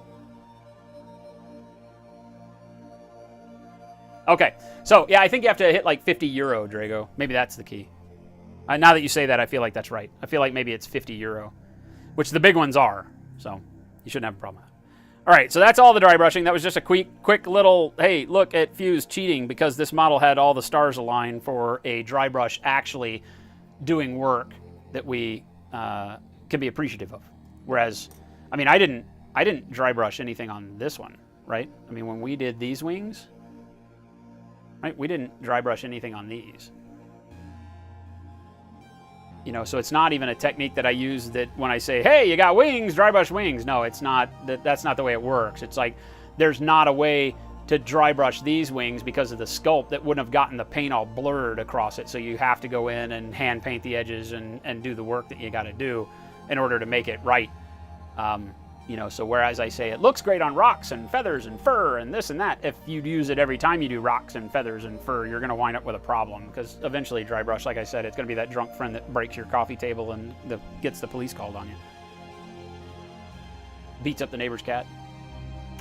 All right, let's get, we've got the skeleton bone out on the pallet, or we should have at least. I'm going to grab my number 1 brush. Kefris, wait, what's going on? Thank you for the hollows. Welcome, everybody. Hope you're enjoying today. It is Tuesday. It is 4:41, so we're about to stop. I want to do a little bit more Somebody likes us. to get everybody figured out that's Paint-Along at home with what we have happening here. So I'm going to get a little bit of the skeleton bone on my brush, right?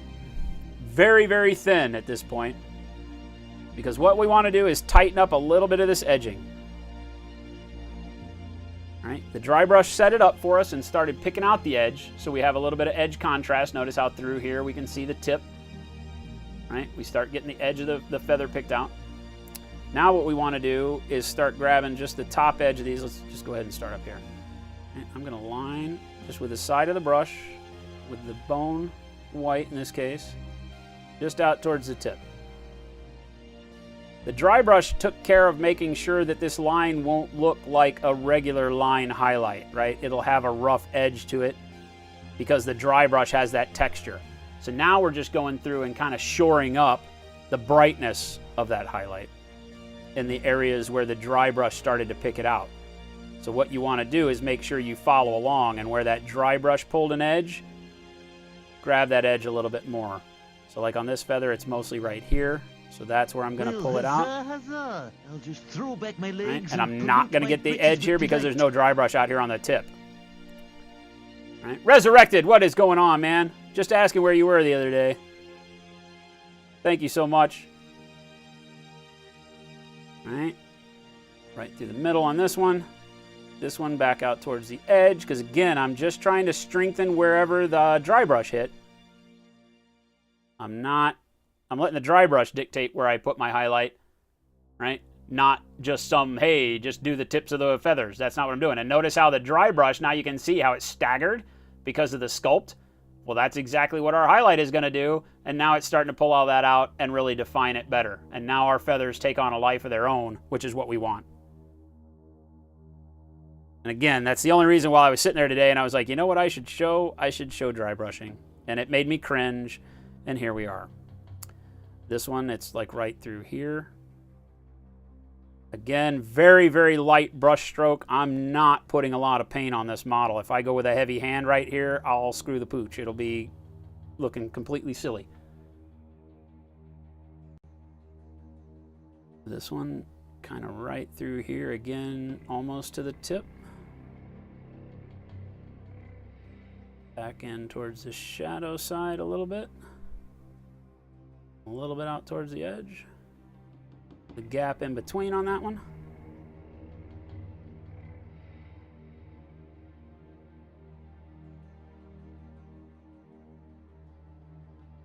Taking most of the paint off of the brush onto my thumb so that anytime I touch the model, I'm not worried about it giving me a big glob of paint.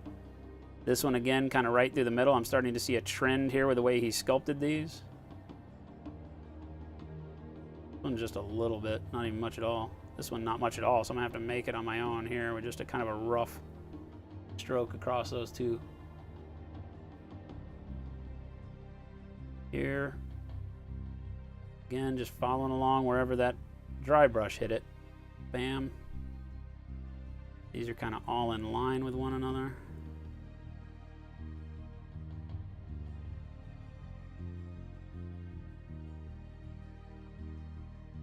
I don't want to do too much down there, so I'll probably stop right around there just so that it doesn't fall all the way down into the shadow area. Right, then I'll come back up here and do the same thing.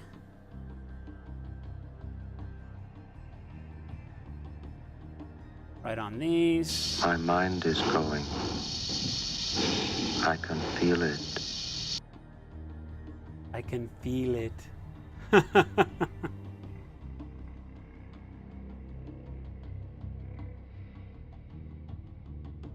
Oh, Hal.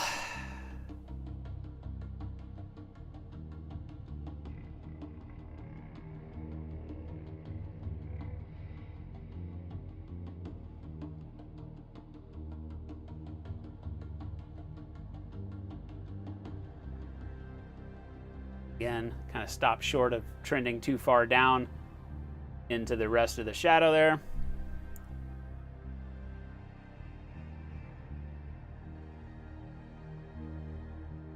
That dog's as subtle as a hand grenade in a barrel of oatmeal. Resurrected's here. Let me have one of those porno magazines. Porno mag. Large box of condoms. Condoms. Bottle of Old Harper. Harper. A couple of those panty shields. Panties, you then guys are some illegal weird. fireworks. And one of those disposable enemas. Only one? No, make it 2. Now we're partying.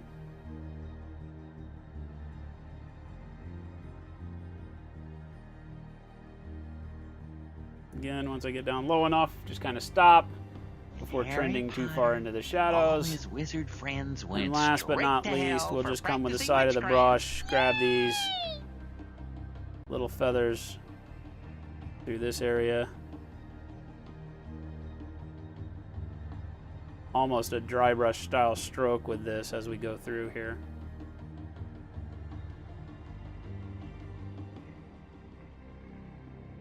Bingo. Right, and now you start getting that contrast. Oh, wrong direction. That again survives the 3-foot test, and now look at that.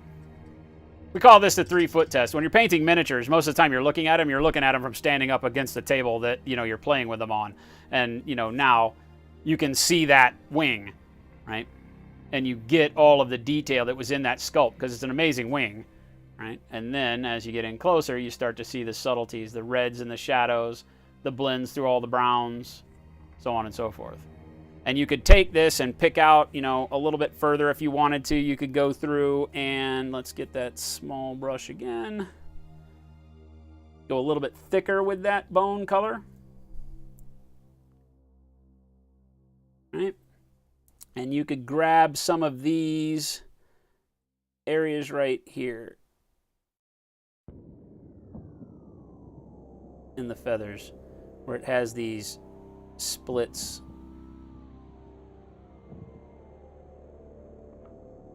in them, almost like little scratches, and you can come in and start doing that.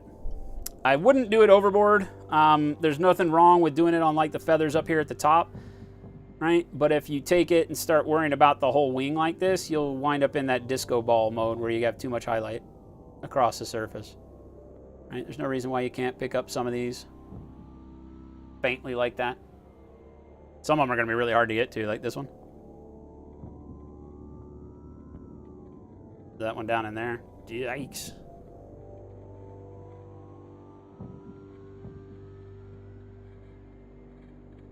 Right, but again, barely any paint on the brush. I don't want it to be just a stark line because again, you don't find those kind of like hard material surface highlights on feathers. Right, so then I can just kind of peek a highlight right down at the bottom here.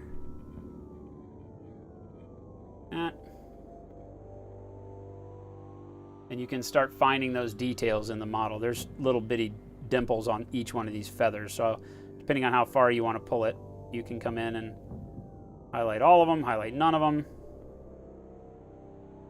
I would stick to just the area here, like here, right at this top fold. Because notice how as the model's standing up, just this area really faces our light, and then this area kind of goes down into shadow. So if you're going to highlight a lot, you're going to want to do it all up in this top. I would call it the shoulder area, but it's not really the shoulder of a bird.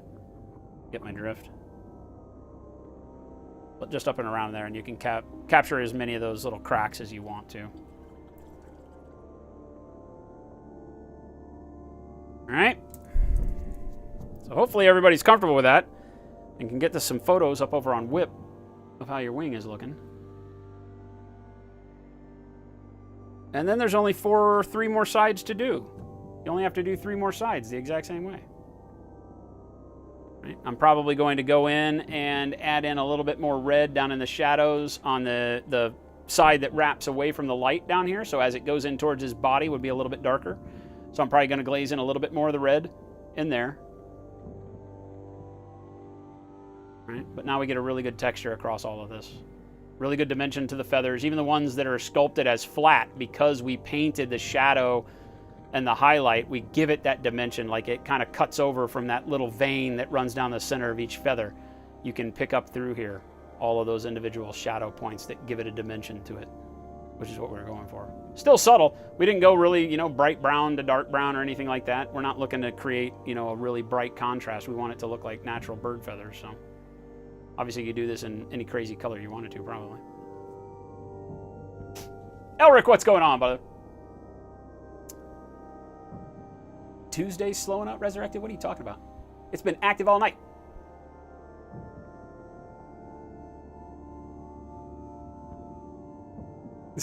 Yeah, he comes in at the end and is like, what's going on, man? You're like late, man. Party's over, everybody's going home, bro. Cisco router or Cisco networking class is kicking your butt? Oh, Jesus. Well, huzzah, huzzah. I'll just throw back my legs and pollute my britches with delight. Thank you for the resub, Elric. 4 months in a row. Thank you for the support, my friend. Elric does humongous things for this, not only this Twitch community, but the hobby community in general. So make sure you get that guy a follow. Check up on him. Elric's hobbies. Doing tons of really cool resin bases and other hobby stuff. Thank you for the support, my friend. Viking, yeah, these wings are sculpted amazingly. They're really, really good. Really, really good. You know, I found that a lot of companies may not take the time with wings. If they're smart, they'll make 1 or 2 sets of wings and then use them all the time over and over again on other models because, you know, find a good set of wings. But this guy's just cool. It's just a cool model. I mean, you're not going to get away from the fact that this guy's just a cool model. Flat out, right? Got a chance to finish up most of the non-metallic gold. I think I got this turned up a little bright. There we go. So, showed off all of the finish work on the non-metallic gold. I finished that up right before the stream. We showed you on Friday how to go about this if you're not familiar with non-metallics, working in just straight colored paints to get a metallic appearing surface. Friday's VOD from our last show will show you that. And it bases it all the way up, and I think we did the chest plate and the doohickey on the tabard down on his crotch and the belt. I think we did just the center area. We worked all the way up to completion in that VOD.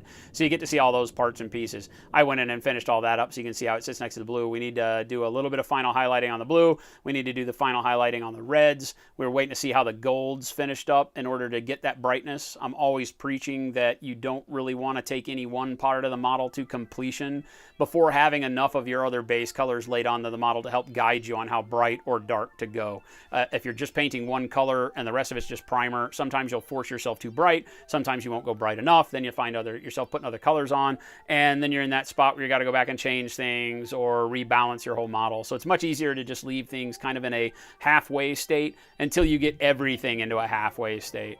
You know, so we'll still have more highlighting and detailing to pick out, like all of these little splits and the feathers and stuff as we get the rest of the model pulled up.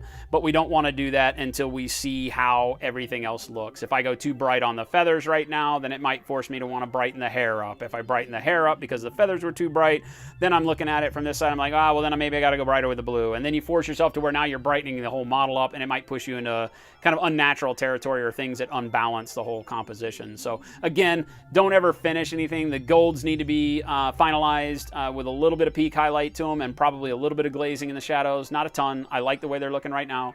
But everything is in that kind of not quite done state until we pull it all together. Tomorrow we will be looking at details. We'll be answering any questions that people have on the feathers. I probably won't have time before tomorrow's show to do any more feather work. Hopefully I can by Friday. I'd like to be able to get this model close to finish with you guys on Friday so that when we're looking at WIP on Friday, we can all be sharing the work that we've done. I think that would be great. I don't promise that I always get to finish mine. I got so much other stuff going on. But tomorrow we're going to be working on details. We're going to be working on the bow, arrows, claws, beak, leather, all of that. So lots of individual techniques tomorrow that will be just spotting and going and get all of that done to where we've got color on the whole model, and then should be able to turn the reins over to you so that for the rest of your Wednesdays, Thursdays, and then leading into the show on Friday, you guys should be able to finish it. That'll be your homework. So awesome stuff. Let's take a look at some WIP to close out today. How about them apples? Type !WIP in chat. It will take you over to slowfusegaming.com. Not the freaking chat window. What is this? Why is it showing me chat window? Seriously? OBS, you're drunk. All I had to do was pull up the properties page, and it was like, oh, I was kidding. That's not really what I meant to do. That's not really what I was doing. I don't remember where this thing started, and now it reloaded, and I don't know. So I'm going to start with the first bird I see, which is this one. Bam! We always take a look at the paint-along stuff first. Feel like this is Ray. Ray Silver. Yes, it is. Ray Silver, wings done up to dry brush stage. Did the mahogany work well enough? Yeah, the mahogany works really well. It has a little bit of a brown content, so it may not stand apart as kind of that ruby red that I was going for, but it definitely, I can see here. Look at this nice rich red that you've got built into the shadows here and here, up in here. I think it looks great, right? You can always then, over the top of that, you could push a little bit of dark blue into the shadows. You can play around with colors. Remember, when we're working this thin, nothing's really off limits. With browns, I don't know that I push a lot of yellows into it because it kind of intrudes on the armor, right? But we don't have a lot of red on the model. We do have a lot of blue, but if you push the mahogany up in there and you just want to see a little bit more out of it, you could do a little bit of blue or purple right in the shadows. And I mean just a little bit. But I like it as it is. I like the mahogany. There's nothing wrong with that at all. Oh, okay, Hannah. I'll go back to your Tyranid to start then. Yeah, this is looking good, Ray.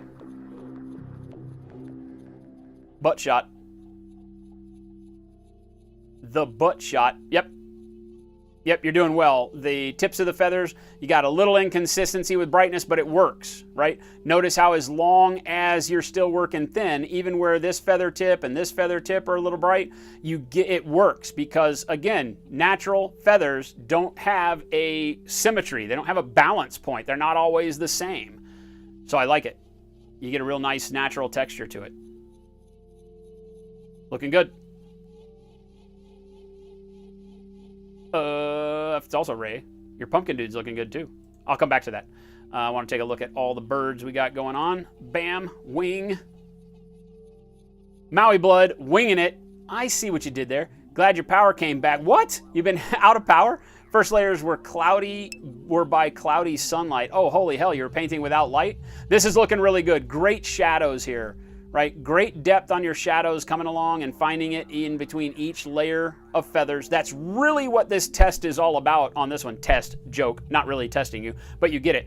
Is finding your glazing and your brightening of color from a starting point that is not off the model. A lot of times we start from the edge of a panel, work to another edge of a panel like we did with the non-metallic gold stuff. That becomes a little easy. You start a little off the edge and pull. Here your edge is always changing.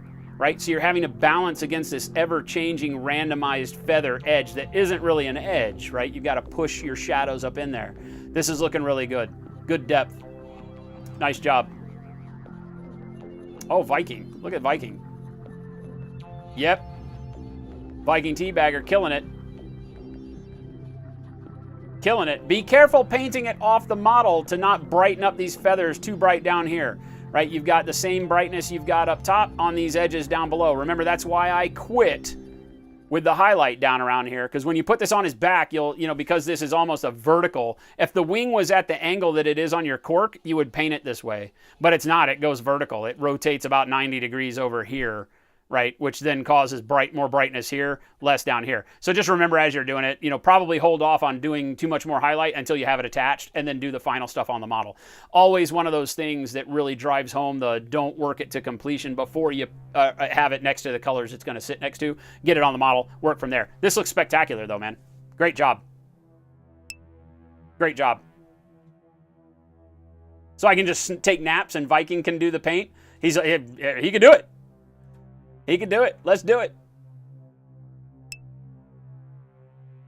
Yeah, I feel like that's really it right now for most of what I'm seeing come off your brush, Viking, is literally just your light placement. Is just remember how light, or think about how, it's not necessarily always remembering, it's figuring it out for the first time in a lot of cases, but look at it on the model and remember, okay, this is going to, and if you're doing it off the model, you'll have to like maybe put the wing up to the model from time to time and look and say, okay, yeah, his hair is going to shade that part where it hits the body again, so I'm not going to do as much detail there. Because if you over detail, it just causes you to have to go back in on it once it's already up against the model and all that. So, but this is looking great. Yep, Viking Teabagger, killing it. Killing it! He stole my model. It's actually sitting at his house. Looks great, man.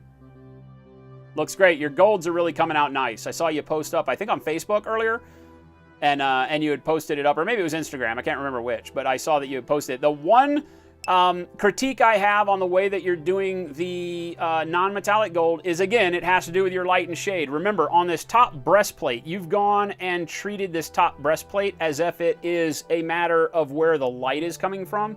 When you're doing non-metallics, remember, our brightness and our darkness are not always because of our light source. The brightness is always because of the light source, right? Where it hits it and saturates. The darkness is not always where shadow would be. The darkness is reflection a lot of times. This is what we're trying to sell.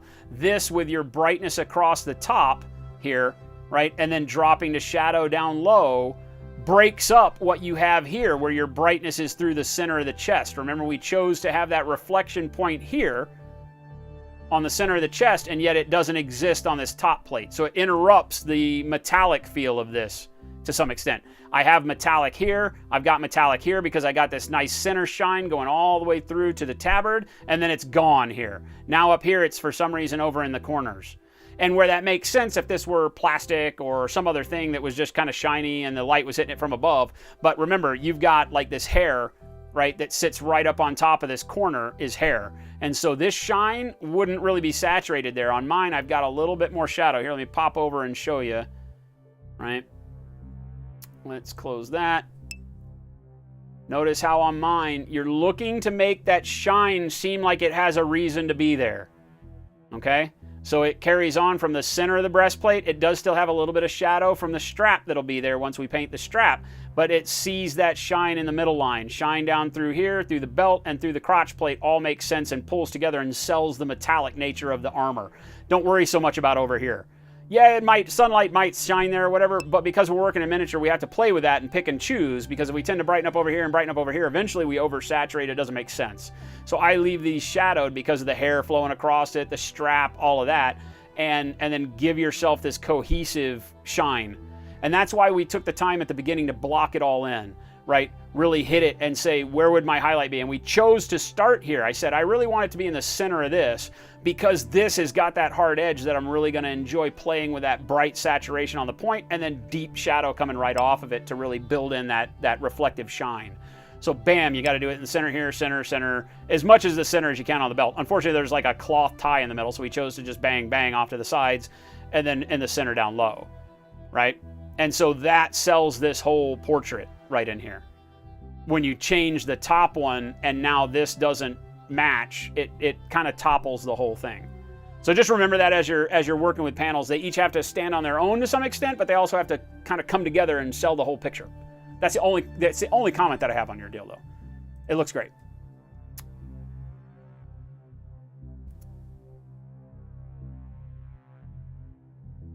And that's why, Viking. That's exactly why, because you've nailed it here on this section of the chest. These panels here, hang on, I gotta go back and then forward to pick my mouse back up for whatever reason. All right, this down here works great, but it loses cohesiveness right here because now you've got a shadow, and so you've got a dark reflection next to a bright reflection in the middle of the chest. Like you've got this panel here on the middle of the chest that's got a good reflection point, but nothing to match it here. These match over on the sides. They just don't match with anything else. So it unbalances it. It's one of those things that we always talk about, one of those where you're never quite sitting right with it. Your eye doesn't understand what's going on, but you don't always necessarily know how to formulate the question to answer what's, not really wrong, but what's off, right? Nothing's wrong. Your technique is fantastic on all of it. Each one of these panels stands alone great, but when you put it all together, it loses a little bit, right? Who dis? Ray Silver, wings highlighted. Oh, hell yeah. Hell yeah. The randomization of the highlight again, really good. I like it. I like it. I might want to find a little bit. This one, you've done a lot of work, man. You got both wings going. You're killing it, right? I'm super slow. This one, I'm finding a little bit more of the shadow than over here, but it probably is just your camera. I feel like you've got it nailed on both of these. I really like this, right? You've got this randomization of color through here with the red going on that really, really brings it alive. The wings are different, where I'm seeing my kind of red glow coming out of the shadows on this one in one spot, and over here it's patchy. I dig it. That's what you're looking for. Good work, guys. I like it. Let's do one more refresh before we go back and start looking at all the non-bird things. The non-Tengu bros. Oh, hell, we got all sorts of stuff going on here. What do we got here? Houdini! You made it in, brother! I like it. Wow, look at this. This I like. You've chosen in with the Beastie Brown. You've got that really kind of rich orangey color going on that I lose a little bit because I pushed my Beastie Brown away. I really dig this. I like this color that it's got, you know? And good technical stroke too. You still really finding those shadows in there. Now on the underside of the wing, because it kind of counter curves, you're probably going to want to push a little bit more shadow down deep, you know? You can play with it. This is not bad. I think actually what you probably want to do is just find a little bit more highlight on the tops, maybe. Right? How does it look? Really just along the top edge. It's almost like your wings look like they have a little bit different of curve than mine. Did you bend yours differently, maybe? Yeah, I feel like his bend up flat a little bit. Looks really good, though. Nice work. Nice work. And the gold is looking really good. Maybe find a little bit more brightness, right? I'm going in. I'm finding your yellow and your shadows looking really good. I'm seeing a little bit more brightness here. That might be the camera. I'm seeing brightness down here. I'm losing it through the chest, though. I'm not seeing the ivory pop right through here like I would want it to. I want to find this kind of saturation, this glow that happens when metal, that light hits it, and it knocks every color out of it, right? As soon as you have saturation on shiny metal, every other color goes away. No shadows, no color, no nothing. It just overtakes it all. And I want to see that just in a small area, not near as big, right? But just in that small area right down the center here and on these edges, right? So you may not have gotten to that yet, but this is looking good. Great. You really got this nailed right here. Awesome job. Butt shot. Again, man, I'm loving the patchiness you guys are coming up with. You're really finding your stride with this whole natural texture versus like painting all these other pieces that we're doing, cloth, hair, all that stuff, that we have a little bit more of a controlled brightness and highlight from top to bottom. I love this, right? Picking up a little bit of brightness on these feathers out here as if they're poking out a little bit weird. Right? And then shadow, really just great. Really, really good. Start finding those highlights up high. This will be great. Okay, camera, just wash it out. Nice. Yeah, always trust your gut with what you got in front, for sure. With whatever you're looking at. But yeah, you're right on it. As soon as you brighten that ivory a little bit, your shadows and reflections on the armor will go deeper, right? And that's what you're really looking for, is to find a little bit more contrast, but rather than paint more dark paint on it, just go a little bit brighter if you can. Right? Sometimes I won't see that, and you can't obviously go a whole lot brighter than ivory. Looking great. I likes it. All right, let's go back to Hannah's Tyranids? Tyranids? Question mark, question mark? Where were your Tyranids? Here? No, this is not you.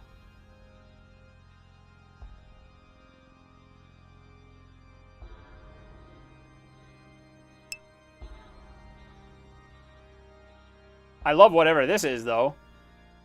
Hannah, okay, yeah, you have too much wood and not enough light in your house to get a good picture. Stream doesn't look nearly so stripy. Oh, the blend on the stream is probably better because the camera is just washing out its contrast. This is awesome, though. Look at this. This is freaking great. On a serving tray, too. That's a great idea. This is awesome, Hannah. All right, before that, the other one you did. Good God, how many pictures do we have? Oh, these Tyranid pictures. Like here? Birthday present for your spawn, I think you were calling her.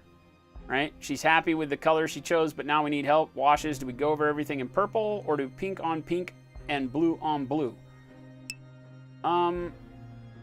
Why do you need washes on this?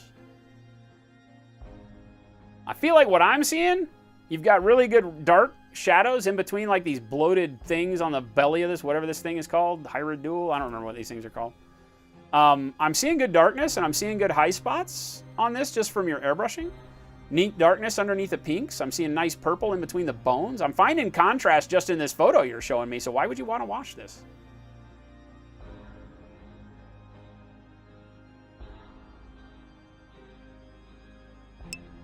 I didn't pass over anybody's picture, don't worry. I just went back to the beginning so I can start looking at all the non-bird pictures now. Whenever we're doing paint-alongs, I always focus on the paint-along pictures, and then I go back and look at everybody else's. So don't worry.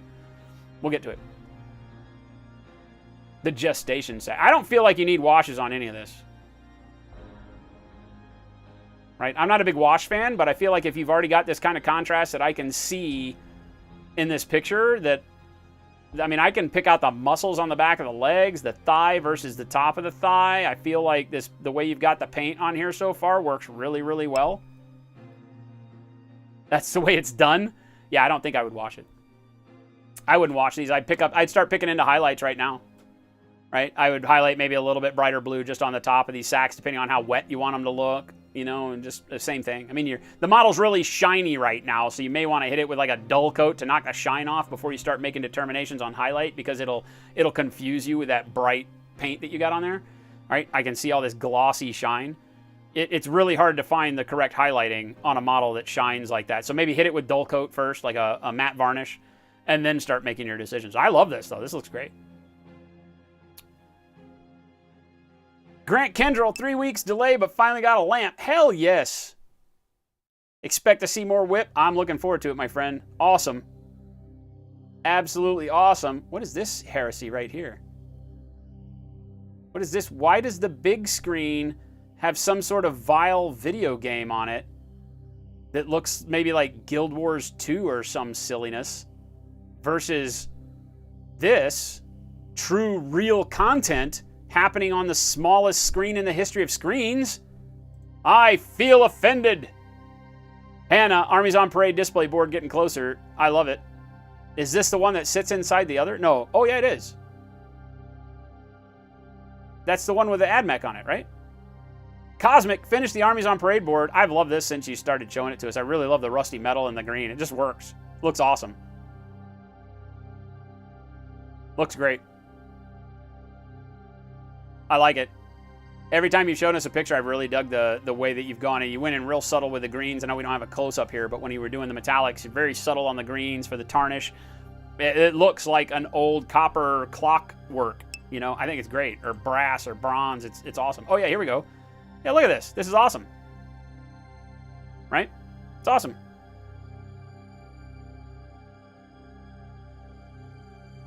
I dig it. Great work. The bright green is just amazing, right? This goop, slime energy. I'm assuming it's like slime. This nice faint glow around the edges. You didn't overdo it. It really, really works with the metallic, the dull metallic. It's like oiled bronze that you got everywhere. Looks great. Dyke House, does the weathered metal look okay, or should you paint it wood? Does the weathered metal look okay, or should you paint it wooden? Is that this section in the middle, like for the old mast support? I feel like I would go with a different color here. Right? I can't tell. The picture makes it look like it's the same color as the wood. I would go in and glaze maybe like a copper metallic over this, and then I think it would work perfectly. I wouldn't paint it the same color as the wood, though, because you want this to stand out a little bit more, you know. On the sides. Is this supposed to be metal on the top? Is that what the texture is supposed to be? It almost looks like stone or something to me. I like the rust and everything on it. Right now, everything's the same color as the wood. So the only thing I would say is that you need to find you need to distinguish this color-wise. Now, if in front of you, it's because the camera's white balance is throwing it off. Because see, like this, in the background, we've got that color, the wood's that color, this is that color, everything just kind of, other than your hand, everything's in that same, and this. Everything's in that same palette. So it may be that the camera can't keep up. You trust your own gut. I like what you've got here. I wouldn't change this from like the rusty spots, and the weathering and the highlight on it is really good. I feel like I'm wanting it to be a different color. Like glaze over this with like a really, really thinned out copper or bronze, you know, not a bright metal, but like a dark copper, and just glaze it over there maybe. More metal in real life. Okay, yeah, trust it, because I like it the way it is. If it's a different color than the wood when you're looking at it, bingo, you nailed it. I like it. Sometimes cameras, when they can't find the white balance, will take everything of a similar hue and value and put it all to where it looks like it's washed out the same color, which is really weird. Drider, Greyfax now with the added base. Bit of tester here. Your first time using cork to base. Put a thin layer of milliput over the top to smooth it all out, and then went to work with a gray palette. Yeah, that's perfect. The thin layer of milliput's a great idea. I use white glue. It works faster, but it's the same 6 of one, half dozen of the other. You can take thick white glue and put like 2 coats of thick white glue on there.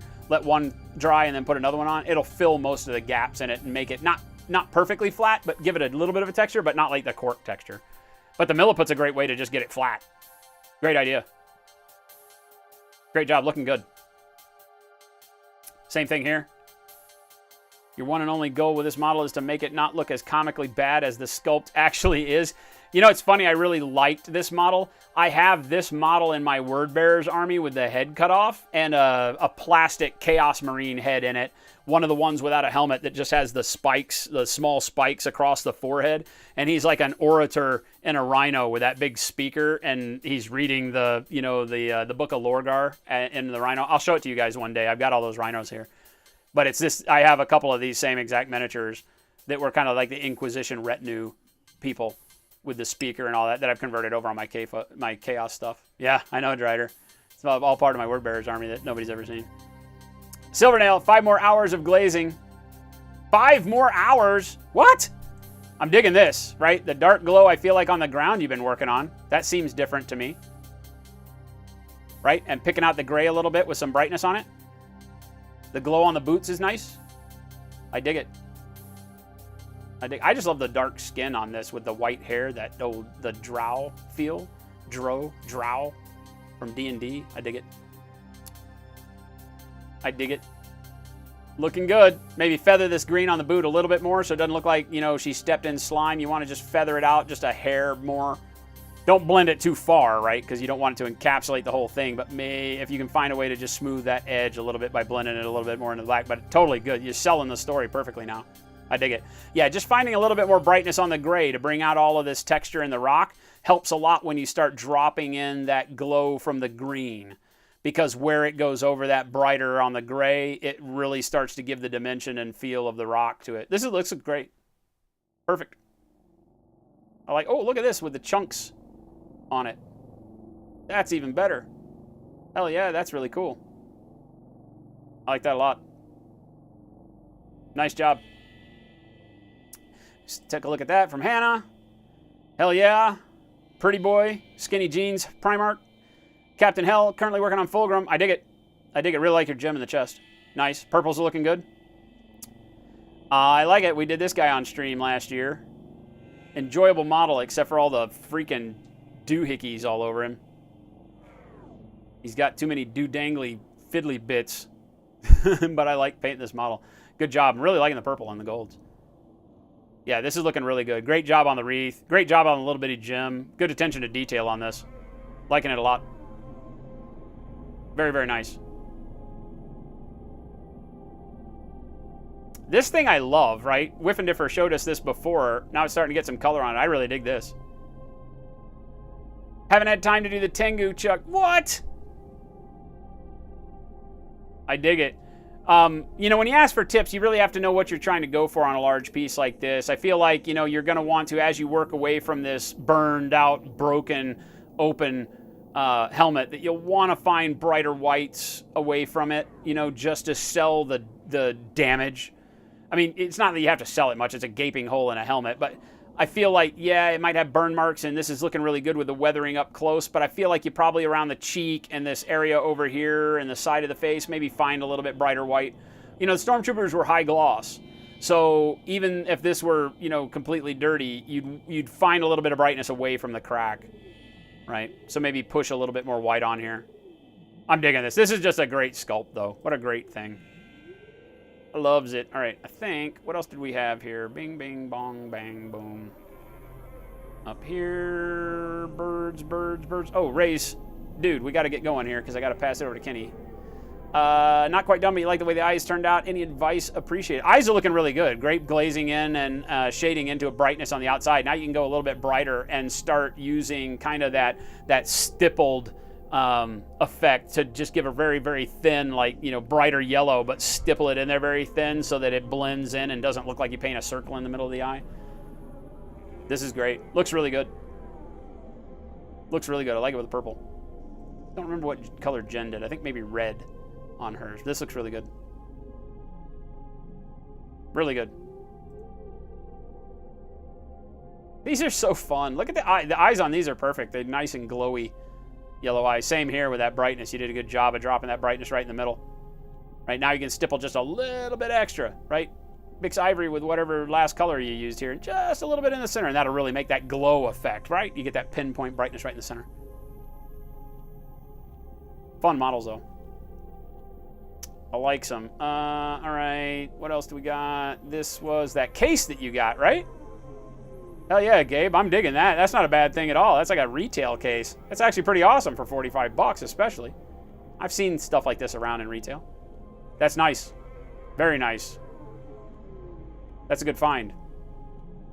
All right, that's it for today, gang.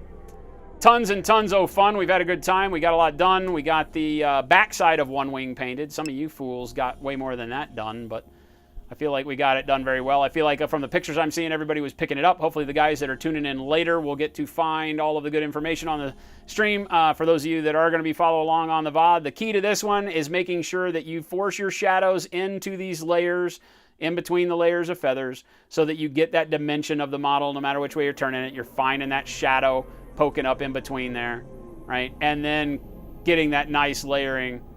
We put in a little bit of the red in there, so we have that kind of neat, rich red in the shadows that kind of pokes out eventually, right? Depending on how you turn it, just to give it a little bit of hue shift on the brown. So it's not just brown. You know me, I don't like just blue, so we did purple on the blue. I don't like just brown, so we'll do a little bit of red. Might find some other colors. We've got that cam dark green we can go to and force a little bit of green into the shadows too, if once we pull the rest of the model together, we feel like we need a little bit more color up there. The wings are such a huge part. I don't want to make too many guesses until, again, we get all the rest of the paint on the model. But things are looking good. They're coming together, and tomorrow we'll start working on details. Leathers, quiver, straps, hands, feet, all the little bitty stuff, right? And start getting all those details put together so we can start working towards a completed model. So good times. Thank you so much for joining me. We're going to push you off to Kenny at Next Level Painting here in a minute. He's going to yell at me. It's almost 5:30. I'm probably just going to give him a host and then go run away so he doesn't yell at me on Discord. So go have fun when I patch the host. Go over to Kenny's stream, and I will join you over there momentarily. Thank you so much for joining us. Thanks for all the new follows, the new subs, the new love. We appreciate it. We'll be back tomorrow again at 2 p.m. Pacific. See you then. Adios, gang.